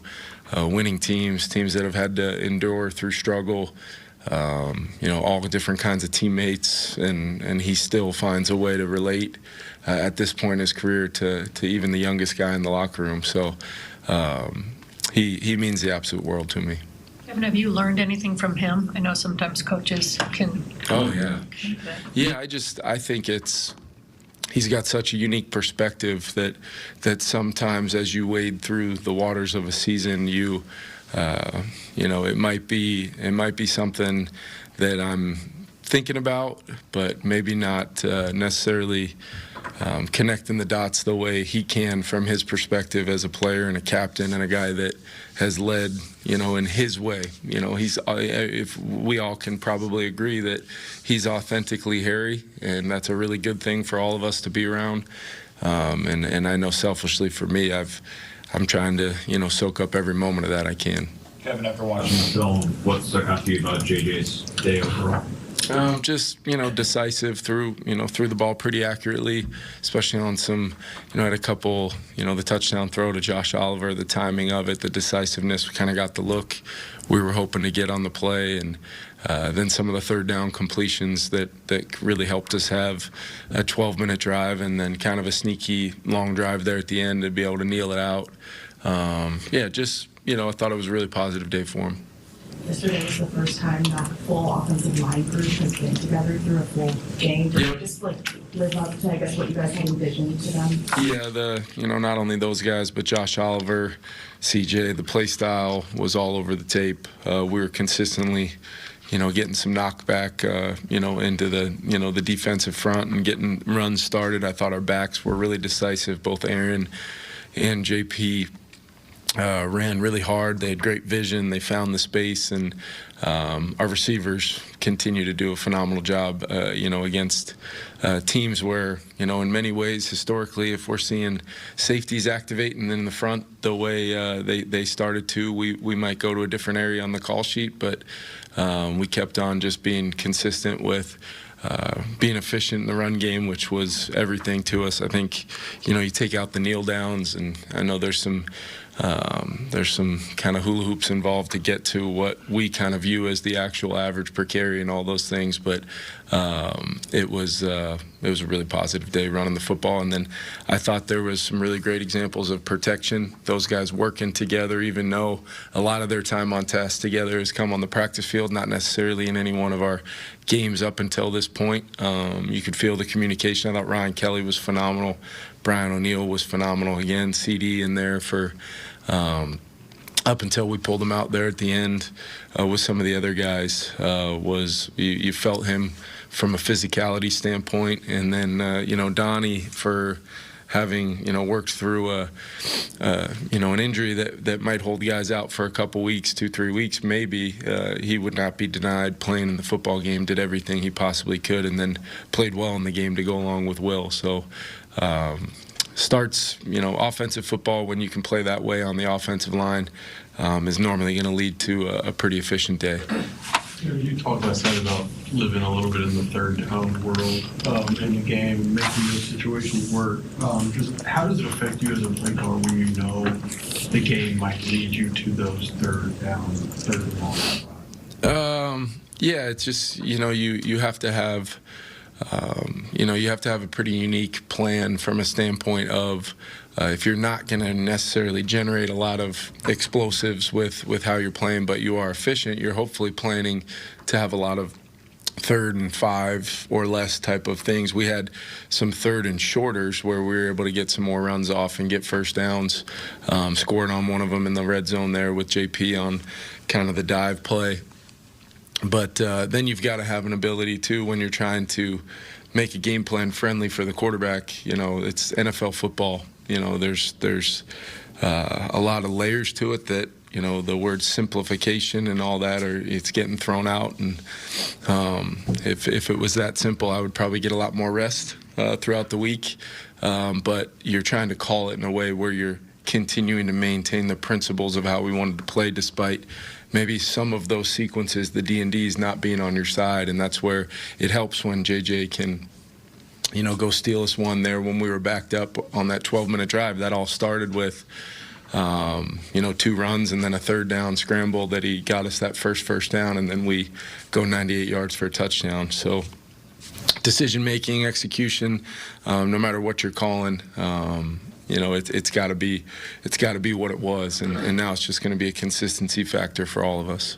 What did you see on the Jay Ward hit on Zach Ertz? Yeah, I hate seeing those things happen. Got a chance to connect with Zach last night a little bit, just because I've had a relationship with him, but I've always just thought the absolute world of him as a player, and just wanted to connect with him a little bit in a very casual way. It wasn't anything significant, but just thinking about the rules that these defensive players have to play with, I know for a fact there was no bad intent behind that play, where things are happening fast out there. You got to be very aware of where a guy's head and neck area are on those plays, and the unique thing about that is it wasn't like Zach's knee or foot was planted on the ground, where you see some of those injuries before he left the ground to make a play and was still in the air when that kind of collision happened. And like I said, unless we start shrinking the strike zone to go along with the top side and start talking about from the ground up and giving these guys a very, very tiny window to try to make a play, it's easy to play it back and slow-mo it and start to develop hypotheses on things, but the game is happening very, very fast. I always encourage people to when you're down on the field to take in just how violent and fast the game is, because you just hate seeing stuff like that. Absolutely, regardless of color, jersey, or sides of, I don't. It's the worst part of our game, and it's in many ways I do believe it's unavoidable. In certain instances, and our job is to coach up the guys to make sure if it is avoidable to do those things, not only for their health, but for the other side as well. Jonathan Allen said that Gink is a unicorn, and not only his talents and his study, but the fact that he can discern what's going on so quickly and process what's coming at him. What do you find unique about Van Ginkel's play that way? Yeah, he can.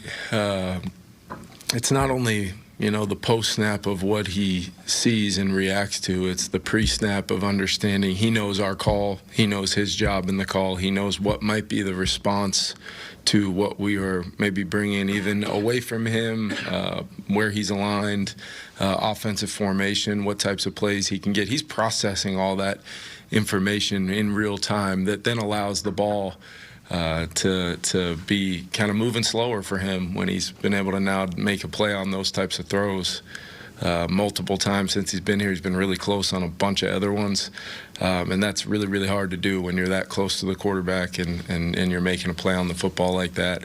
But it's not just those plays. Those are the ones we all kind of remember and think about.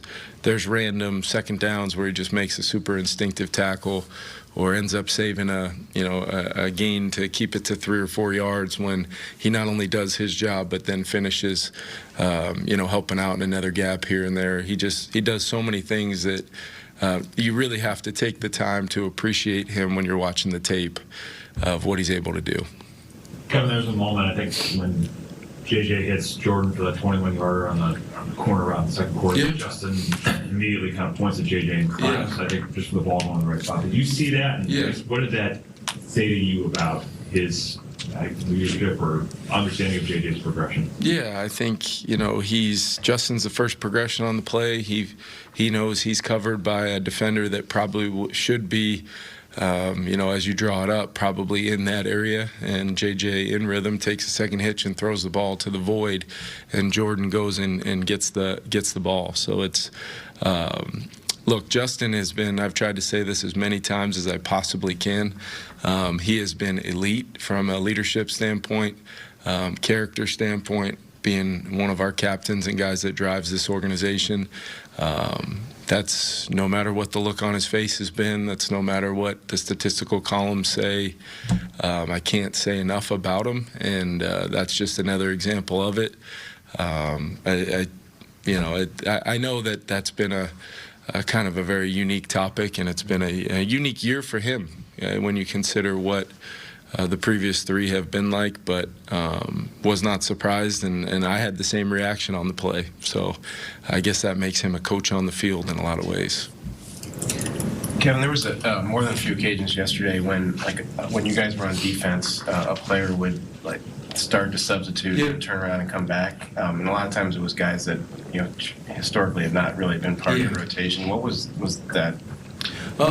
There's a level to it when teams are. You notice they weren't huddling. Washington kind of uses I guess you can call it a muddle type huddle, where they're just kind of standing at the line of scrimmage and they're subbing, and there's really no difference between getting in a huddle and not at that point, based upon the rules. So whether Flo is changing personnel groupings with certainty, or a lot of times what happens is,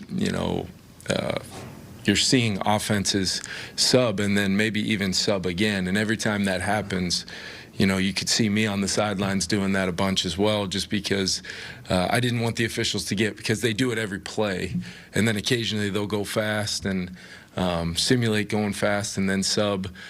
So over the course of 60 minutes, I think we can get bored with it, and maybe our arms get tired, and we drop those things down before we've had the legal time to match substitutions. Because it's one thing when teams are going 11 personnel to 12, okay, we can, but there was, 13 personnel, 20, there was extra line, and then they go right back to 11, and the defense deserves and has to have a time to match that. So using some of those guys that maybe would stay in, maybe wouldn't based upon the call, I thought it was a really well done plan to make sure that we had the opportunity to match the substitutions. And then they got, on one of our turnovers, they got us on one where we had an injury and a guy was in the game that wouldn't have been if we didn't have that injury. So we ended up with 12 on the field.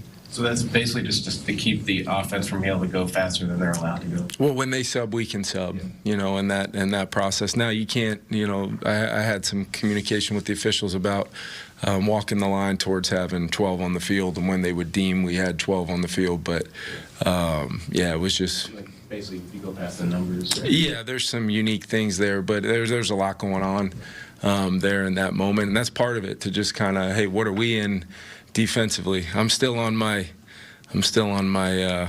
kick one of these days to get the 14 players in the defensive huddle during TV timeouts out of the game as well, because I know we were very concerned about the subbing on and off, but it's very difficult when they can basically have dime, nickel, and goal line defense in for the duration of the TV timeout, and then we come back from a couple advertisements, and then we hit that ready for play, and the play clock starts, and I'll take another swing at that, I guess, this year again. Let's go. All right. Thanks, guys. Okay, there we go. We are wrapped. That is a wrap at TCO. We are going to wrap this hour by taking a quick break, and we'll check your weather. Do a little traffic check too. Why not? Because we're expecting some stuff next couple of days. You're going to want to pay attention for sure. We got you covered. We'll be back right after this with more All Day Live. Stay with us.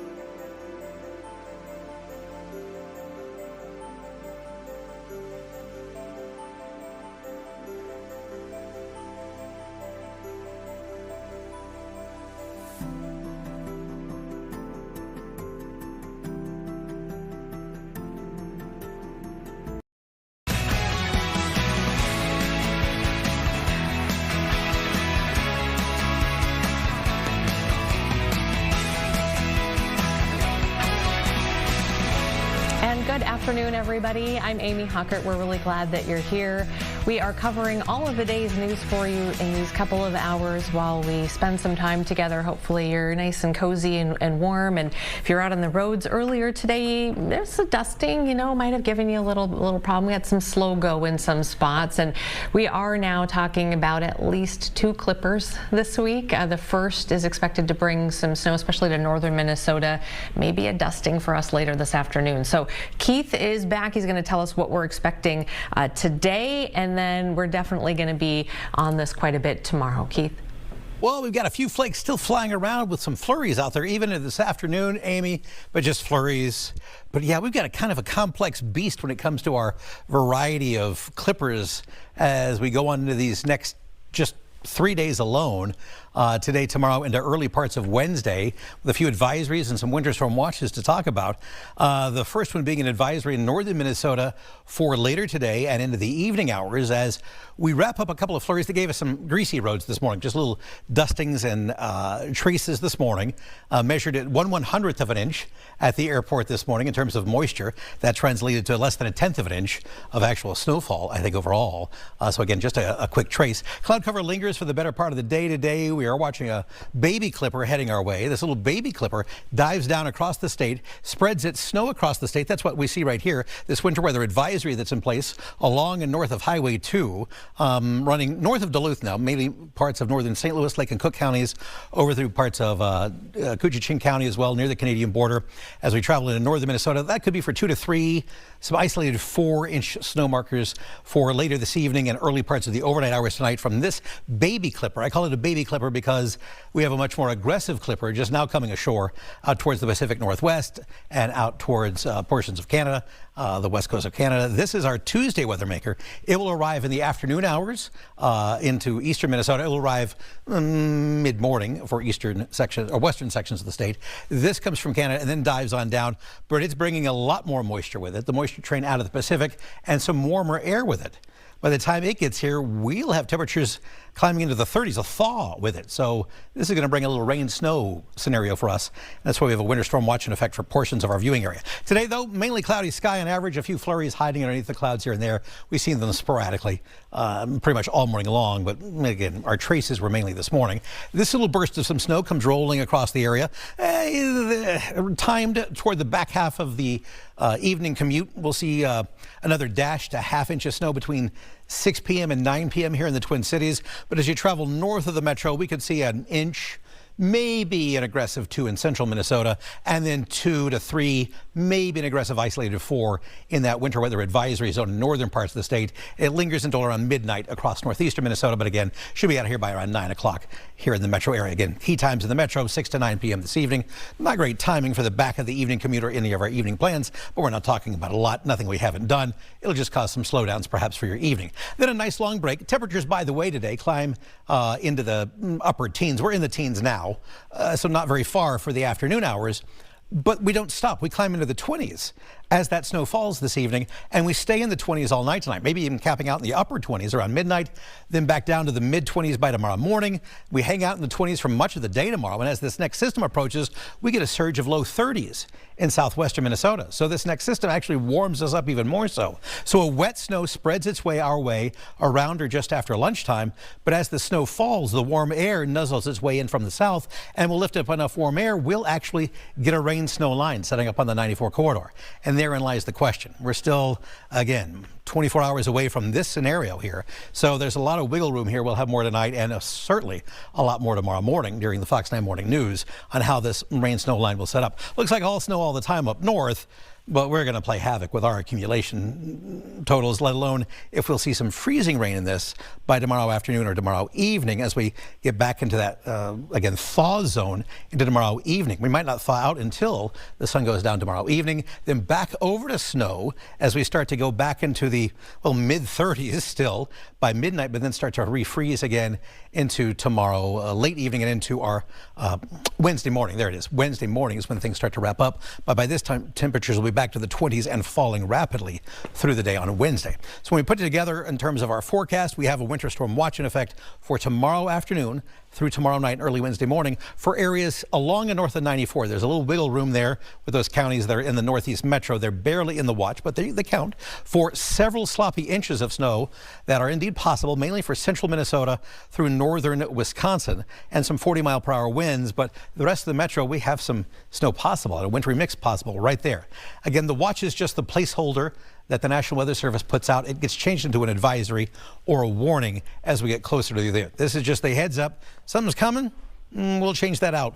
National Weather Service will as we get closer. Today, though, we hang out in the teens for the rest of the afternoon. Then once the sun goes down, we start to warm up into the 20s. But once the sun goes down, we'll get this little swath of some snow between 6 and 9 o'clock tonight.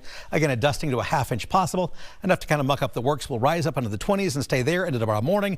Then tomorrow morning is pretty quiet. It's tomorrow afternoon that we start to see that snow move on in, changing over to more of a mix into the evening hours, then back to some snow again late Tuesday night into early Wednesday morning. We'll cap out around 35 at midnight Tuesday night and Wednesday morning, then fall back into the 20s by Wednesday morning, so everything will freeze up again. Our Wednesday morning commute is pretty rough. So the worst commutes, the evening commute this evening a little bit. Tuesday morning, fine. Tuesday evening, awful. Wednesday morning, very bad on the backside with some slippery conditions. Plunging temperatures through the day on Wednesday. We'll be down around 11 by the evening, then down to 1 on our Thursday morning. Then after that, of course, it's just cold. Amy, it just looks very frigid. We're talking about single-digit highs and sub-zero lows once again heading into this upcoming weekend. We just can't buy any warmth. We tease it, and then it just gets cold once again. Yeah, stuck in that cycle. Brutal. Yeah, it is. We're just going to pull up some, road conditions, and not that there's really much to talk about, but that's something to talk about.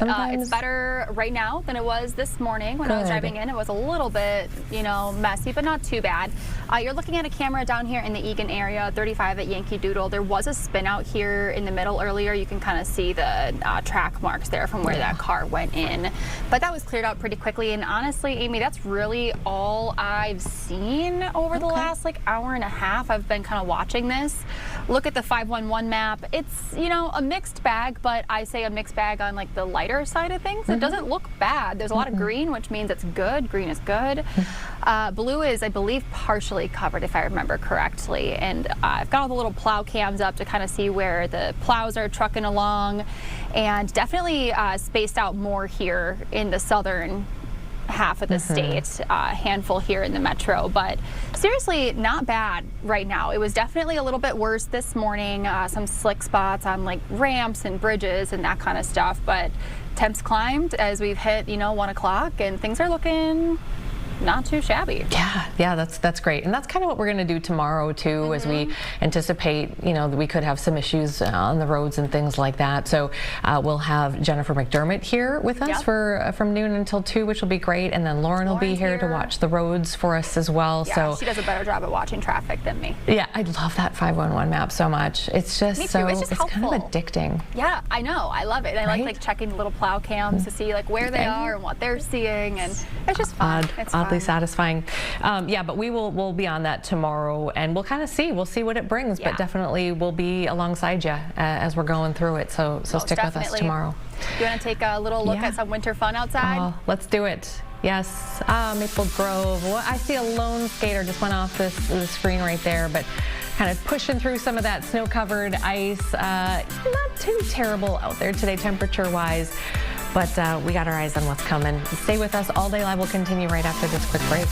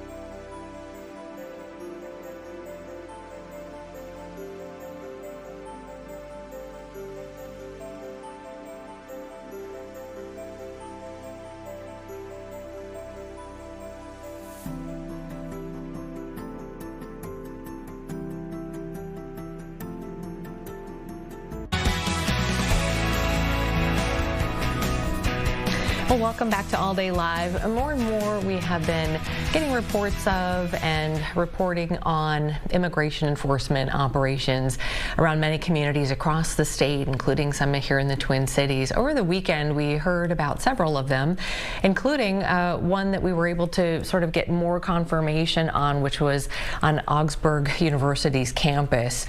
There was Burnsville, Bloomington neighborhoods as well, where there were some reports and confirmations by local police that there was some activity there. We don't have a lot of details. Our Corin Hoggard, that's where he picks things up today. And you kind of have the task of taking a look at what we know and letting us know kind of what the very latest is, Corin. Yeah, down on school attendance. We have like historical record of ICE raids or operations in other areas and the impact that they've had on the local school districts, their attendance, their economy especially.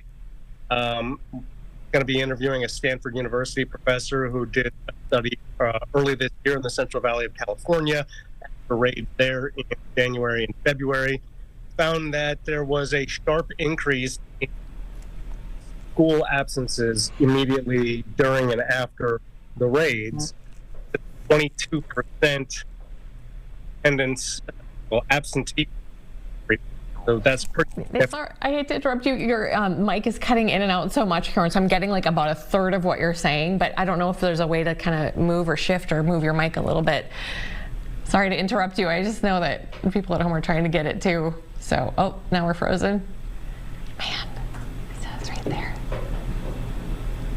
Well, maybe we check back in. Should we reset with Corin and do some other headlines? Okay, sounds good. Let's reset. We'll let Corin reset and try to come back to us as he's trying to gather the latest information on the immigration enforcement operations that we believe are happening and that have been reported. Go ahead, Amber. Were you going to say something? Yeah. Why don't I do that? Yep, let's do that. Okay, so we have been following a story that we wanted to catch you up on here a little bit because we have a little bit more of a development here. But this is the Mosque fire in Prior Lake that if you watched our morning news this morning, that's where our Saquon was and was able to kind of show us what was going on. So this was an early morning fire about 2 a.m. when a passerby on Highway 13 saw flames coming from the roof. Fortunately, it was that time of overnight. Nobody was inside the building, so there's no injuries here and no injuries to the firefighters. So what we know is that driver saw the flames coming from the mosque roof. Again, Prior Lake. Firefighters say it was really tough to get it under control. There was a vaulted ceiling and eventually part of that roof did collapse.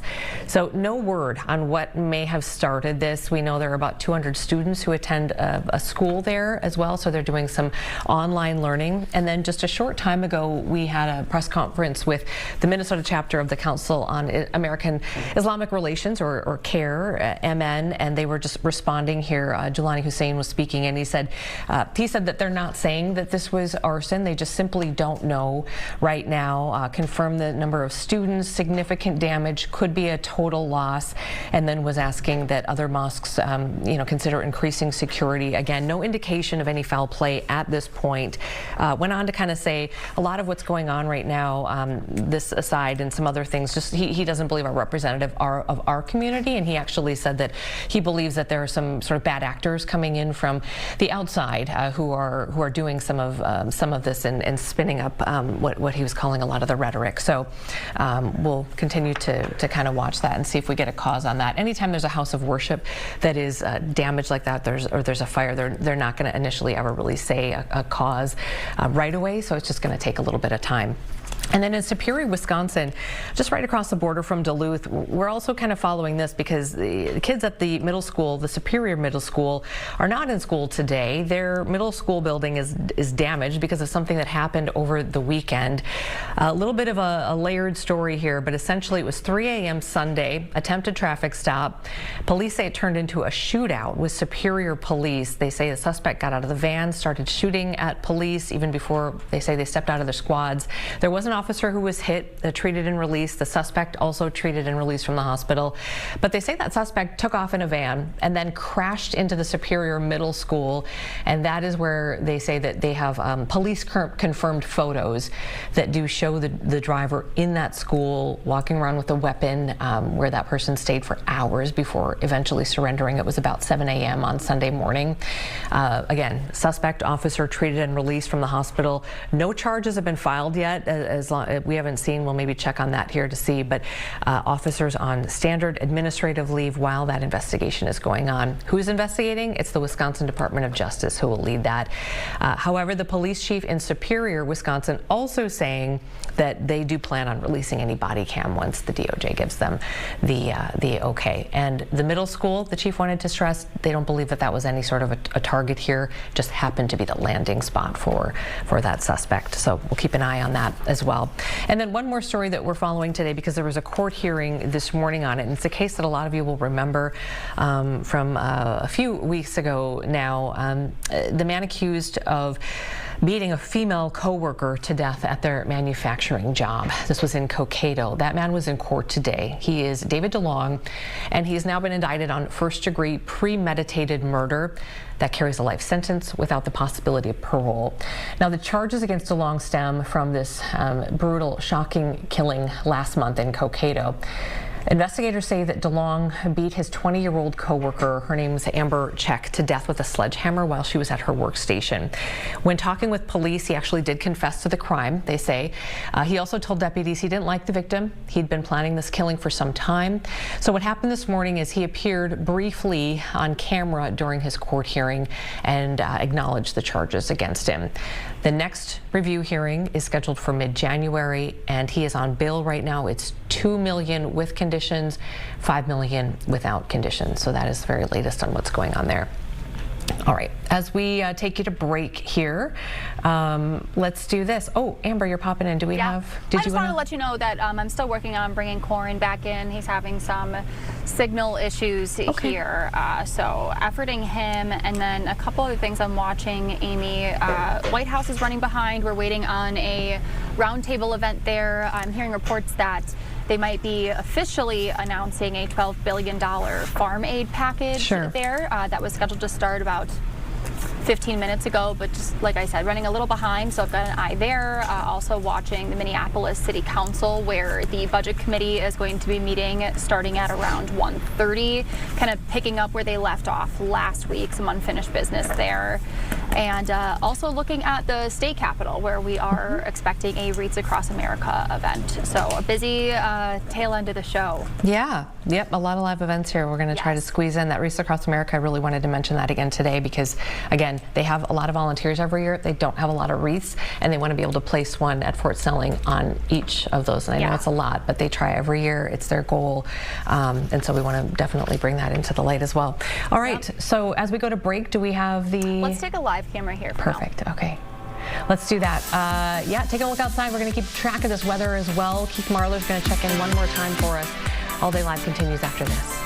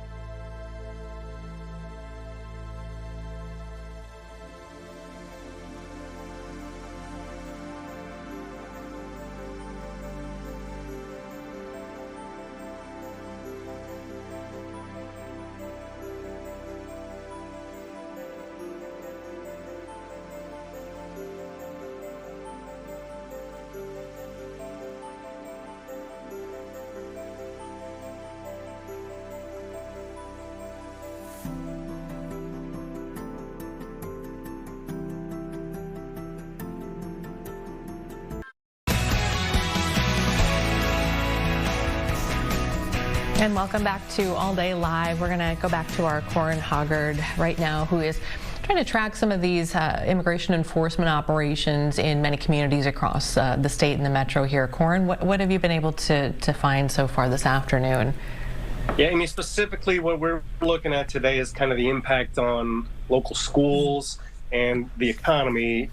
We have seen in previous ICE operations this year that there is an attendance issue that tends to follow it at local schools. So I'll be interviewing a Stanford University professor who did research on after ICE operations in California in January and February.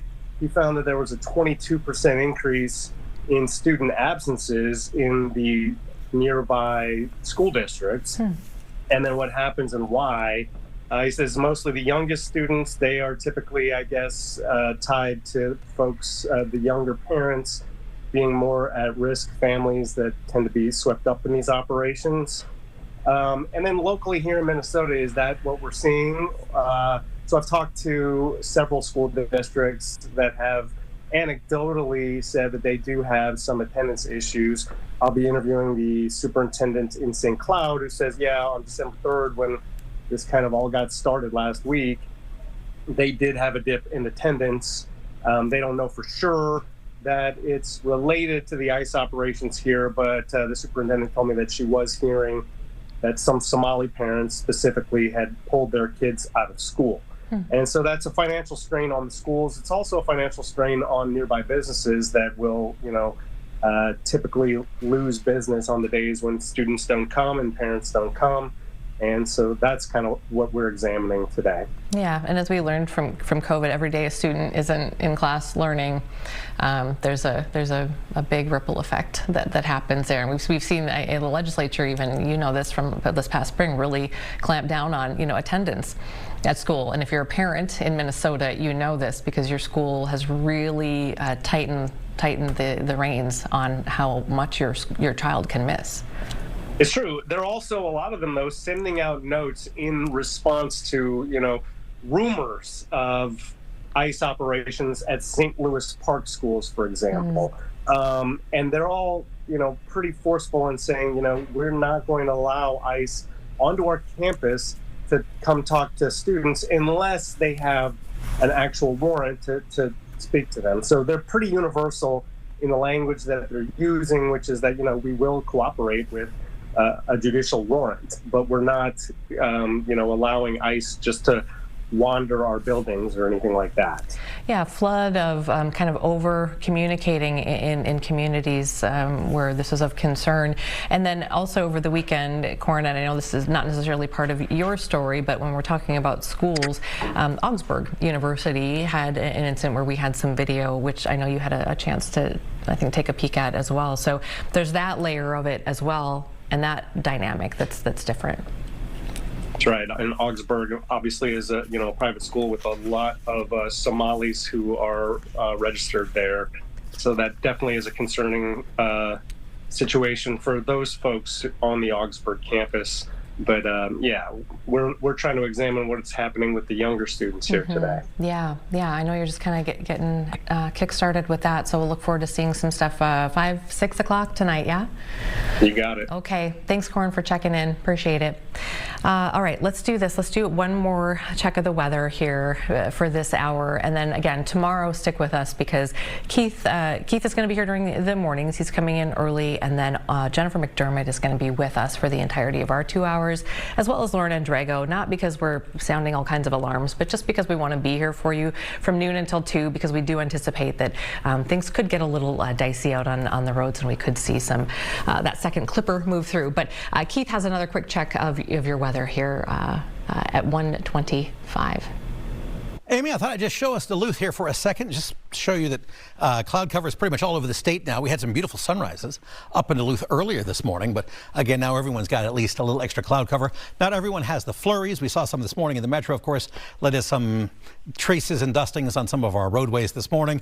We all have a chance, though, for a swath of snow rolling on in here this evening. This is Baby Clipper coming on by here this evening. Key times in the metro between 6 and 9 o'clock this evening. A dusting to a half inch is possible in the Twin Cities. That turns into about an inch or so in central central Minnesota, but along a line, Highway 2 and points north, where we have a winter weather advisory. You could see 2 to 3 inches of snow, maybe some isolated 4s up in that winter weather advisory zone for northeastern Minnesota. That is this evening through around midnight, wrapping up to the north. Before today, we stay in the teens until sunset here in the Twin Cities, teasing some 20s to the southwest, but we don't stop there because why would we? We don't do that anymore, it seems. Once the sun goes down, we warm up into the 20s overnight tonight.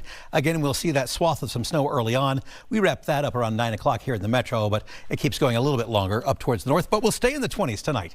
Into tomorrow morning. Tomorrow morning is quiet, and then big clipper number 2 arrives for the week. That comes in tomorrow afternoon. We'll stay in the 20s as we get some wet snow arriving after lunchtime tomorrow. Really gets going through the afternoon, but by the evening, you see what's happening with the thaw down south.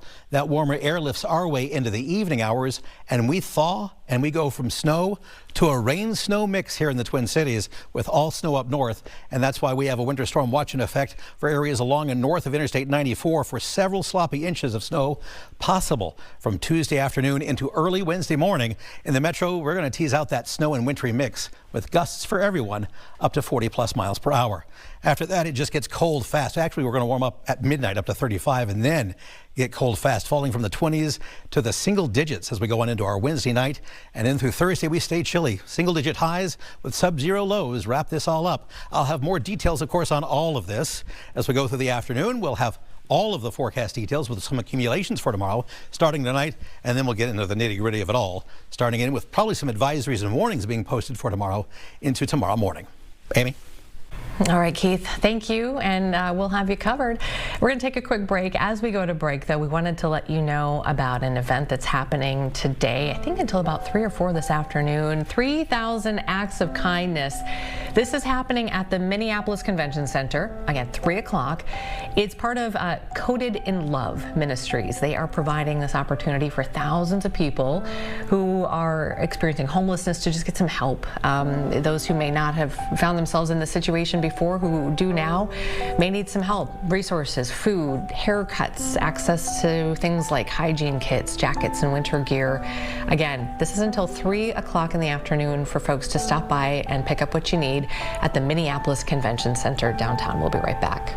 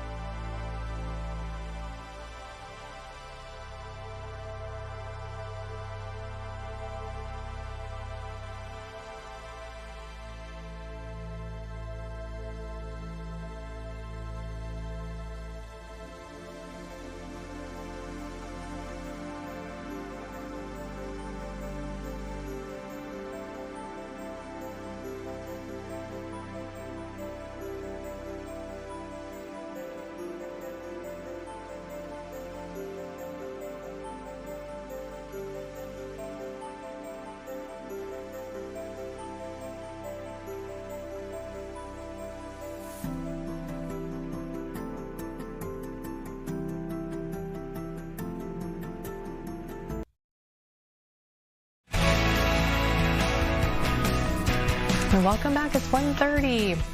Splitting the half hour, splitting the screen with Amber, myself. We got Nick in here today in the studio helping out as well. Nick Lambert in the house.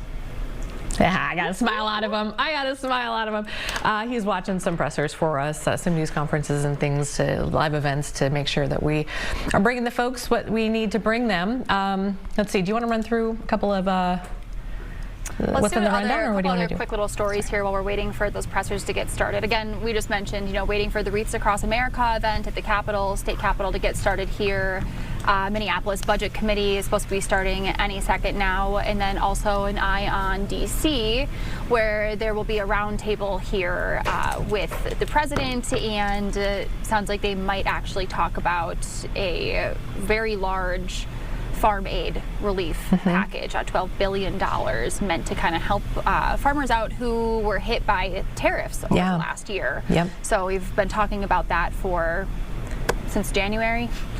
So we'll see what we hear there. Yeah, also he's been talking about also getting some advisors together to really kind of try to get at these beef prices as well.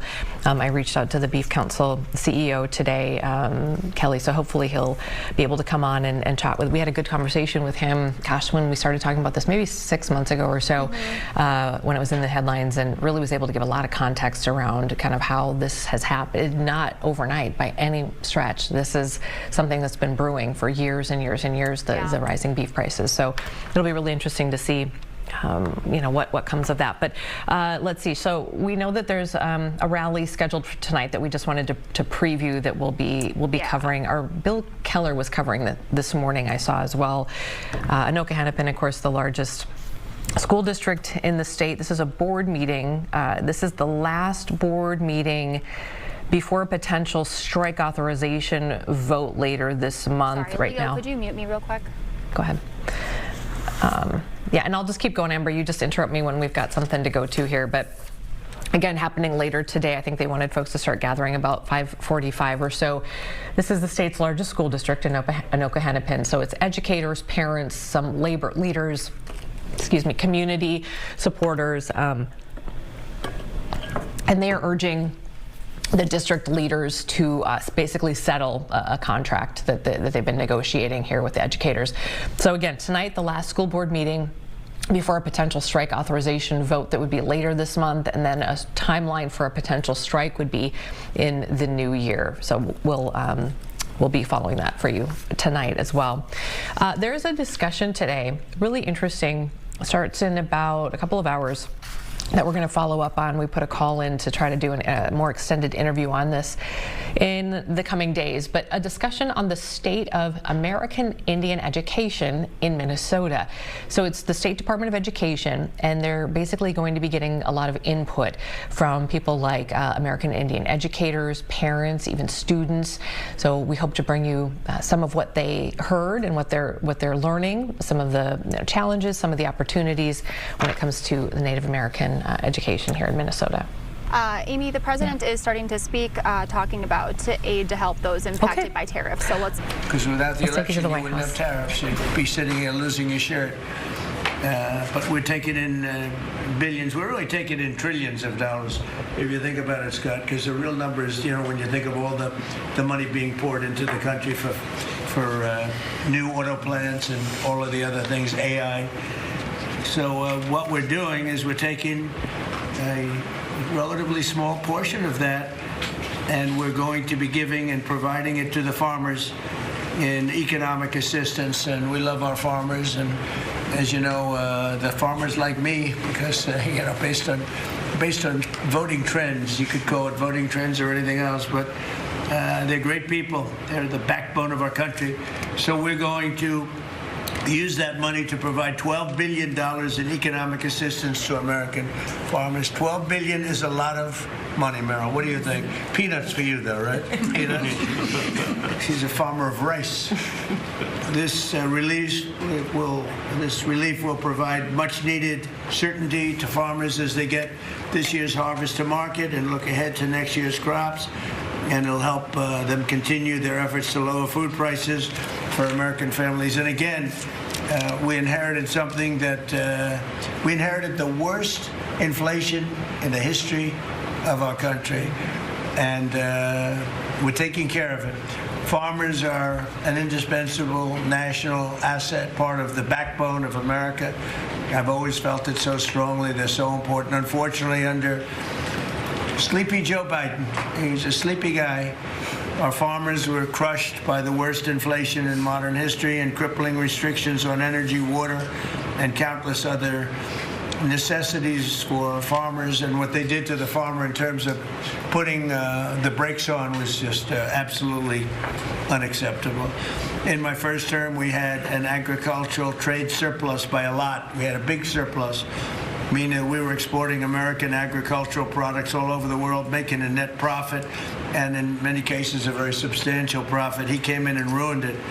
Biden turned that surplus into a gaping agricultural deficit that continues to this day, but we're knocking it down. It's starting to go very good. In fact, China, as you know, is buying a tremendous amount of soybeans, and the number, I spoke with President Xi recently, very recently, and I think he's going to do even more than he promised to do.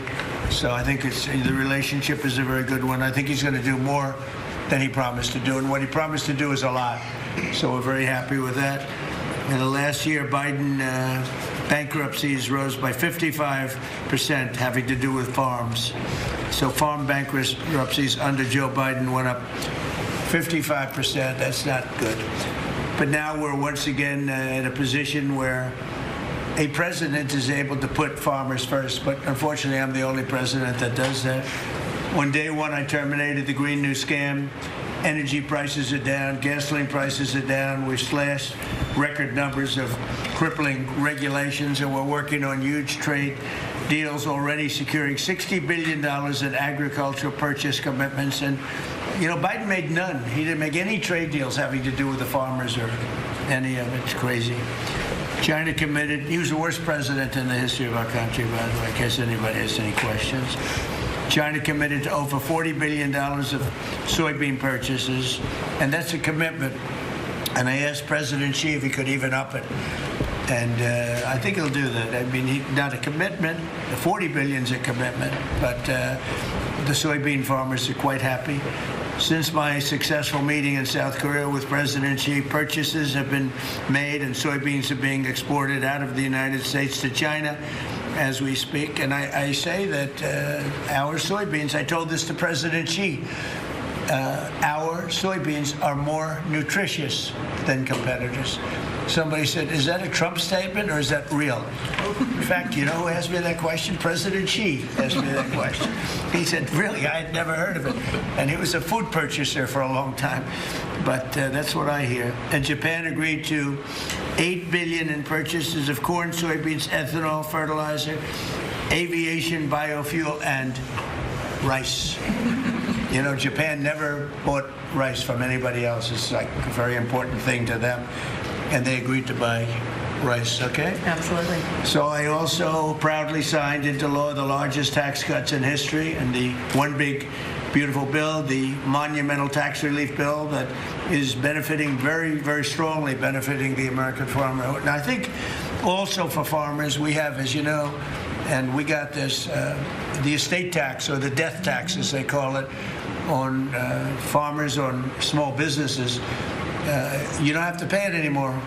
A lot of farms would, you love your children, and your children are great, and they want to be farmers, and you leave the farm with your children, and a lot of farms are, you know, sort of cash poor, land-rich cash poor.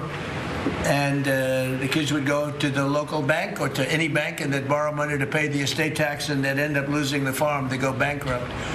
And a lot of death, too, you know, literally, because they love their farm and they love their business and they love that way of life, they end up committing suicide. A lot of suicides. We have no more estate tax. How about that? Do you have children? I do. Well, let them know. Now, if you love your children, then it's good. If you don't love your children, you don't have to leave them anything. It doesn't matter what I just said. They're still young. I still love them. I have a feeling you love them. Still love them. I have a feeling you love your children. But the estate tax is a very big thing, so you don't have estate tax. you die, you leave your farm or whatever, or small business to children, you don't have to pay state tax. It seems to affect the farmer more than anybody else, because you can have a farm that's very valuable, and therefore you have to pay a big tax, but it's not a big value in terms of cash. Maximizing domestic farm production is a big part of how we will make America affordable again and bring down grocery prices for American families. And again, these are prices that we inherited. When I left, we were doing incredible. In 4 years, what they've done to this country and so many, and not even mentioning the border and the criminals allowed into our country and all of the other. So I just want to say it's a tremendous honor being with you. I'd now like to ask Secretary Rollins to provide some of the details, followed by Secretary Bessent, Director of the National Economic Council, Kevin Hassett, Senator Bozeman, Representative Scott, and then we go to a couple of the farmers' representatives, but we'll all get involved a little bit. You can speak. Anybody is shy to speak in front of the press, and I don't blame you if that's the case, but farmers, Court Holub and Merrill Kennedy will say a few words also, and then we'll have a little discussion, okay? Madam Secretary. Thank you to the greatest boss in the world for a long time now. It's just an honor to be here. I'm going to keep my comments very short because I really want to make sure that you and the world gets to hear from our farmers. So a couple of quick points. Number one, this country and our farm economy is facing a crisis that we inherited that most of these farmers have not seen in their lifetime. Profitability is down. It's just one crisis after another. When we came into office, or when you did, and you were sworn in on January the 20th, as you mentioned, not one new trade deal had been struck in 4 years.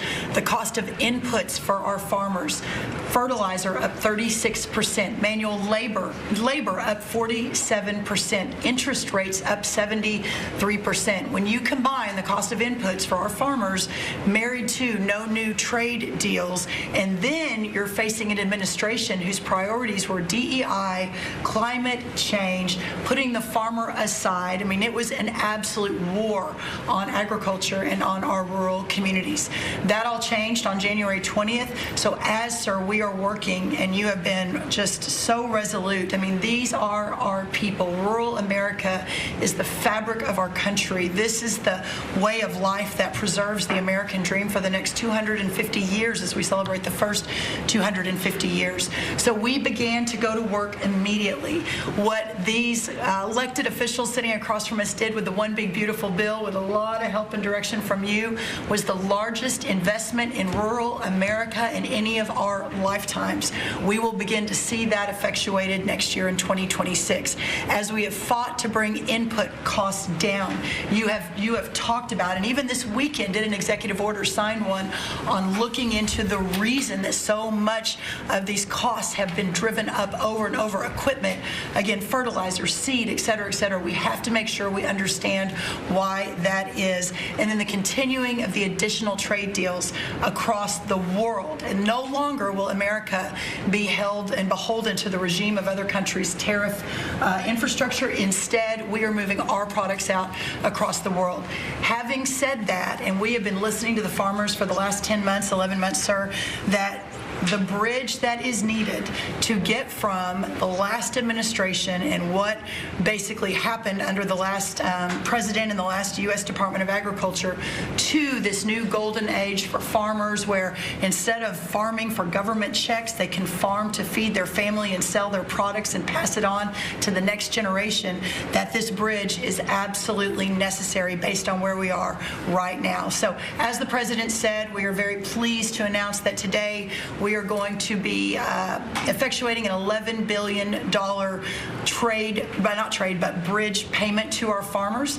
The money will move by February 28th of 2026, but by the end of this month, so just in the next couple of weeks, every farmer that is able to apply for it will know exactly what that number looks like. So as you are going to your lender, as you are working to ensure and understanding what you can plant for next year, you will have that that number in hand. And we will continue to talk to our farmers, continue to understand exactly what this looks like and what is necessary.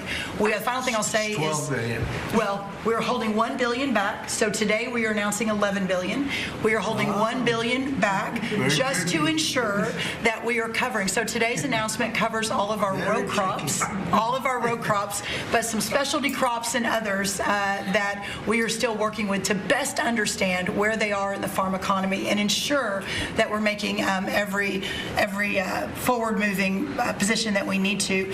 And then finally, as we move to this new golden age for agriculture and for rural America, as we continue to fight for these farmers and ranchers, their way of life, and those that are represented here represent hundreds of thousands of farmers across this country. Just know that this president, I have never been around anyone who every time we talk, he asks, how are my farmers? Every single time.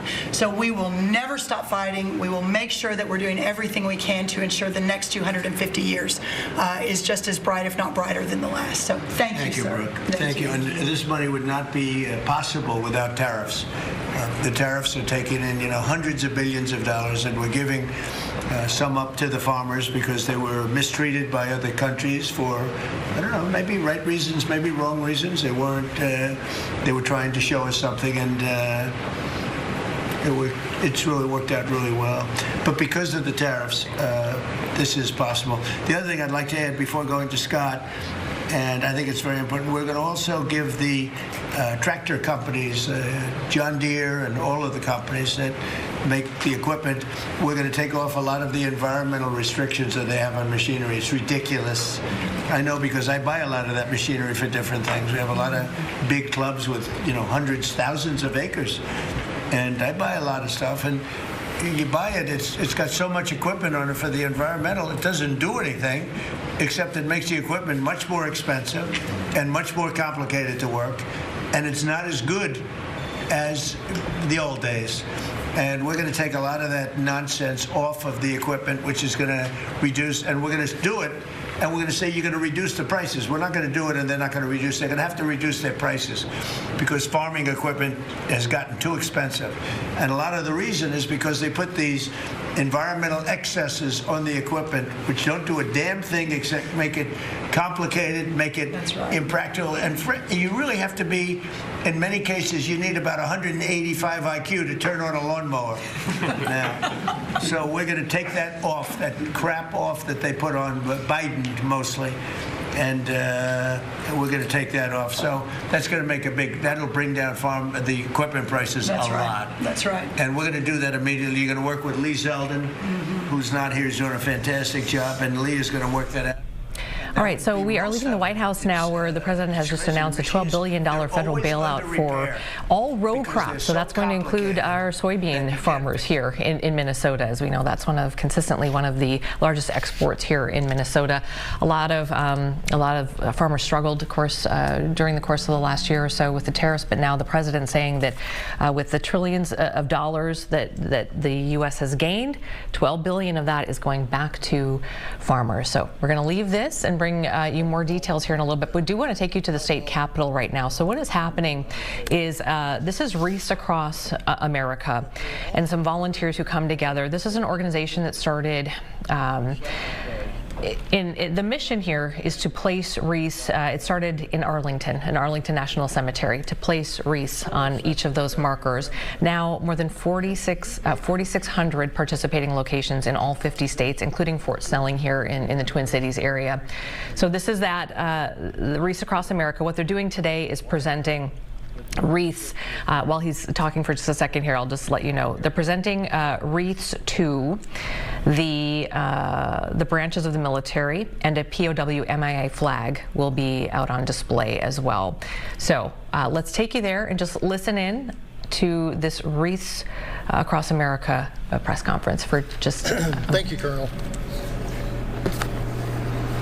Although this is the first time we're gathering here in the rotunda for this event, Minnesota has a long tradition of honoring our veterans, especially during the holidays. The graves of thousands of veterans who are interred at our national or state veteran cemeteries have been adorned with wreaths for many years thanks to hundreds of volunteers. The Wreaths Across America organization has also been an important partner in this effort, providing many of the wreaths that we place. This event kicks off a week of remembering and honoring our veterans with a wreath. At our 4 state veteran cemeteries located in Duluth, Little Falls, Preston, and Redwood Falls, we're holding wreath laying events at 11 a.m. on Saturday, December 13th. Fort Snelling National Cemetery is doing likewise on Saturday at 11 a.m. I want to also recognize the partnership of Wreaths Across America Radio. Since we met them last year at our Vietnam War 50th anniversary event, they have been airing our Minnesota military radio program on their network across the country, and we very much appreciate that support. A reminder for all that the Minnesota Department of Veterans Affairs is here all year round to support Minnesota veterans and their families. We have heard that burial at our veteran cemetery is often the only benefit a veteran pursues. There are many federal and state veterans benefits available to those who have served our country and earned those benefits. So we encourage all veterans and their families to reach out and learn more about their benefits by contacting their local county veteran service officer or calling us at 888-LINK-VET or visiting our website at minnesotaveteran.org. Thank you again. All right, listening in, Wreaths Across America, if you can get involved at all, they need wreaths. They have lots of volunteers to place the wreaths at Fort Snelling. They need the wreaths. We're going to take a quick break and come right back. More All Day Live continues right after this.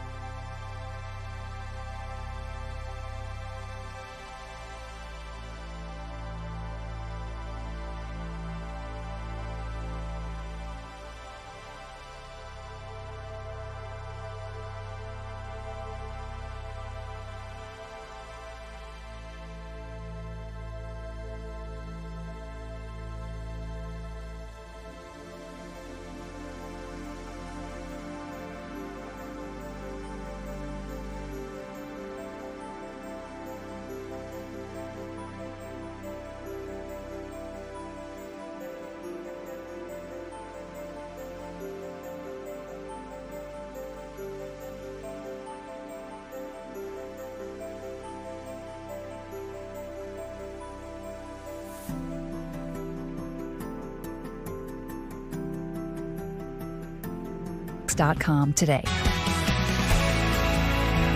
Reading the clips, I think yesterday you talked. All right, a lot of live events that we are covering right now. Next to me, we have Wreaths Across America ceremony that's happening at the state capitol right now. They are in need of wreaths, and I believe the last day to order was probably, was it the 28th? So I may be. That's in order to guarantee that these wreaths get to Fort Snelling before December 13th. And that was really the message that they were hoping to get out. We're going to have a guest on or get some information for you soon on what you can do, because they have a lot of volunteers and not a lot of wreaths. So we want to make sure and try to shore that up as much as we can for them. We see there's the cabinet meeting that is happening. Actually, it's more of a round table in the cabinet room, and the president taking some questions from reporters. He has just announced a $12 billion farm aid package. It's a bailout that's going to cover all row farmers. That means soybean farmers, especially those who were hit very hard by the trade war, and a lot of ground, lost there to other countries as far as who was buying the U.S.'s soybeans, and so some much needed money there and relief coming to those soybean farmers. Don't have a lot of details about the when and how much and that kind of thing, but we'll be following that for you as well. And then underneath where we see the, I believe what looks like a slideshow right now, this is the Minneapolis City Council budget meeting that is continuing from last week. And the thing I think, Nick, you were just telling me what they're talking about right now is the mayor's salary and the potential of raising that salary from this January 26th to January 27th, a one-year period, and then to vote on it again. Just for context, the mayor right now of Minneapolis makes $140,000. They're talking about raising it to $187,000. And for context, he makes right now about $50,000 less a year than comparable cities. And then I don't have a number, but we understand it's less than, makes less than St. Paul's mayor as well. So that is where we are on the City Council Budget Committee meeting. Do you want to listen? We're running really close to our off time here. So, okay. About 60 seconds, we're going to take you back to D.C. for just a second. And Scott, we can do it other ways, but it's slow and it's cumbersome, and it doesn't have the power. It doesn't have the national security power that we have. So I hope we're going to be successful. That's all I can tell you. Austin, please. Thank you, John. Well, first of all, President, thank you for the selection of Brooke Rollins as Secretary of Agriculture. That was a big first step. You want to keep her? Absolutely. Can I absolutely butt in and second that? She's not only her, but her staff does a tremendous job. I agree. And remember eggs? Remember we came in and absolutely the people in the media. I'm going to be nice. People in the media were 3 days into office, Susie, right? They're saying egg prices are up like 90% more than that. And I said, I just got here. I didn't know about it. Anyway, she got those prices down to below what they were before. She's doing a great job. Now beef is starting to come down, and some other things are starting to come down. Again, we inherited these problems, but we're getting them down. Go ahead, please. She's a fact-based decision maker, and the egg issue is where I learned about her. She said, we're not going to use a vaccine that doesn't work. We're going to develop a vaccine that does. And that is 100% what it takes. And so we have to make decisions based on facts. And President Trump, the trade issues, I want to thank you for exposing what other countries are doing to us. I want to mention one specifically. You can continue to watch this on live now on your streaming app. We're going to say goodbye for now. We'll see you back here tomorrow, where Keith Marler will be here, Lauren Andrego will be here, the whole team. We're going to be covering a couple of Clippers coming through. Little one today, a bigger one tomorrow. We'll tell you all about it and be there for you all day live. We'll see you tomorrow.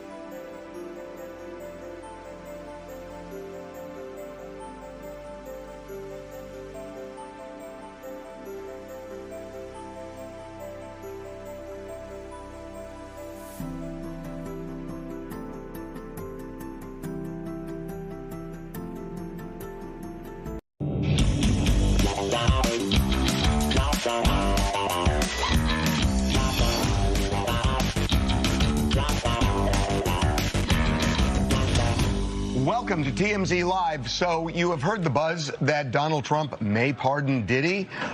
There's even been talk about R. Kelly. Well, let's throw another name into the ring.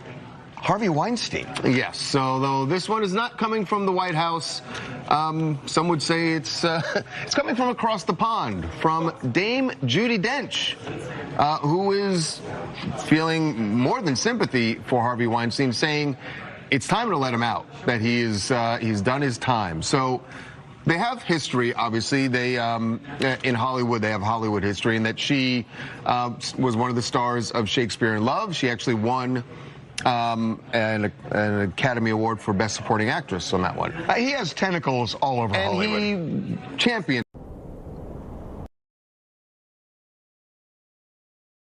In this active pattern, we've got similar results, and you see some of these numbers coming out of Virginia. Monterey, 5.0 inches. Callaway, Virginia, 4.5. It's more than 10 million Americans overall that are under some form of winter weather alert. Let's get out that way. We've got more snow targeting the mid-Atlantic as temperatures drop into the teens for the region as we move into the overnight. Winter and travel alerts issued as hazardous driving conditions are expected. That's per the National Weather Service. Fox Weather correspondent Katie Byrne joins us now from Oxford, North Carolina. Katie, we've been watching where you're at. You were waiting for the switchover, right? Looks like a few flakes flying behind you. We've got some very light snow here, Ian, but the concern is that anything wet on the ground overnight could freeze with those temperatures that to drop to the teens or low 20s. You could see we do have wet roads here. Snow isn't sticking, but anything that stays wet could potentially freeze with those temperatures dropping. We know that the state here in North Carolina, they sent out crews to pre-treat roads, bridges, and the typical trouble spots with a brine solution in advance of all of this today. They've been warning drivers to look out for black ice tonight and tomorrow. So the temperatures are continuing to drop. I can actually feel the difference. It feels a bit chillier now compared to just a couple hours ago. But we've been set up outside of a hardware store here in Oxford talking to people about how they're preparing for this. Of course, the owner says they've had to re-up on their supplies earlier than they typically would have. They're a bit concerned they may run out of supplies. I think they have around 30 bags of salt left, and a lot of people coming in looking for that so they can try to prep their homes. We still, though, have more snow coming down in parts of Virginia from this. So we're looking at reports of between 2 and 3 inches of snow between Roanoke and Charlottesville. Some hillier spots in western North Carolina have seen snow accumulation there, too. But of course, this is really getting the community talking because of how early in the season it's come. We typically see in Raleigh, which is only about an hour away, we're north of Raleigh where we are in Oxford, 5 inches of snow for the entire year. And most of that snow comes down in January. So for us to be seeing snow like this early December, it's got a lot of people talking. We've got snow days galore all over the place because kids just don't have school because of these conditions. And I've been talking to parents too. Some who are here buying sleds at the hardware store saying they think it's likely to be a snow day again tomorrow, Ian.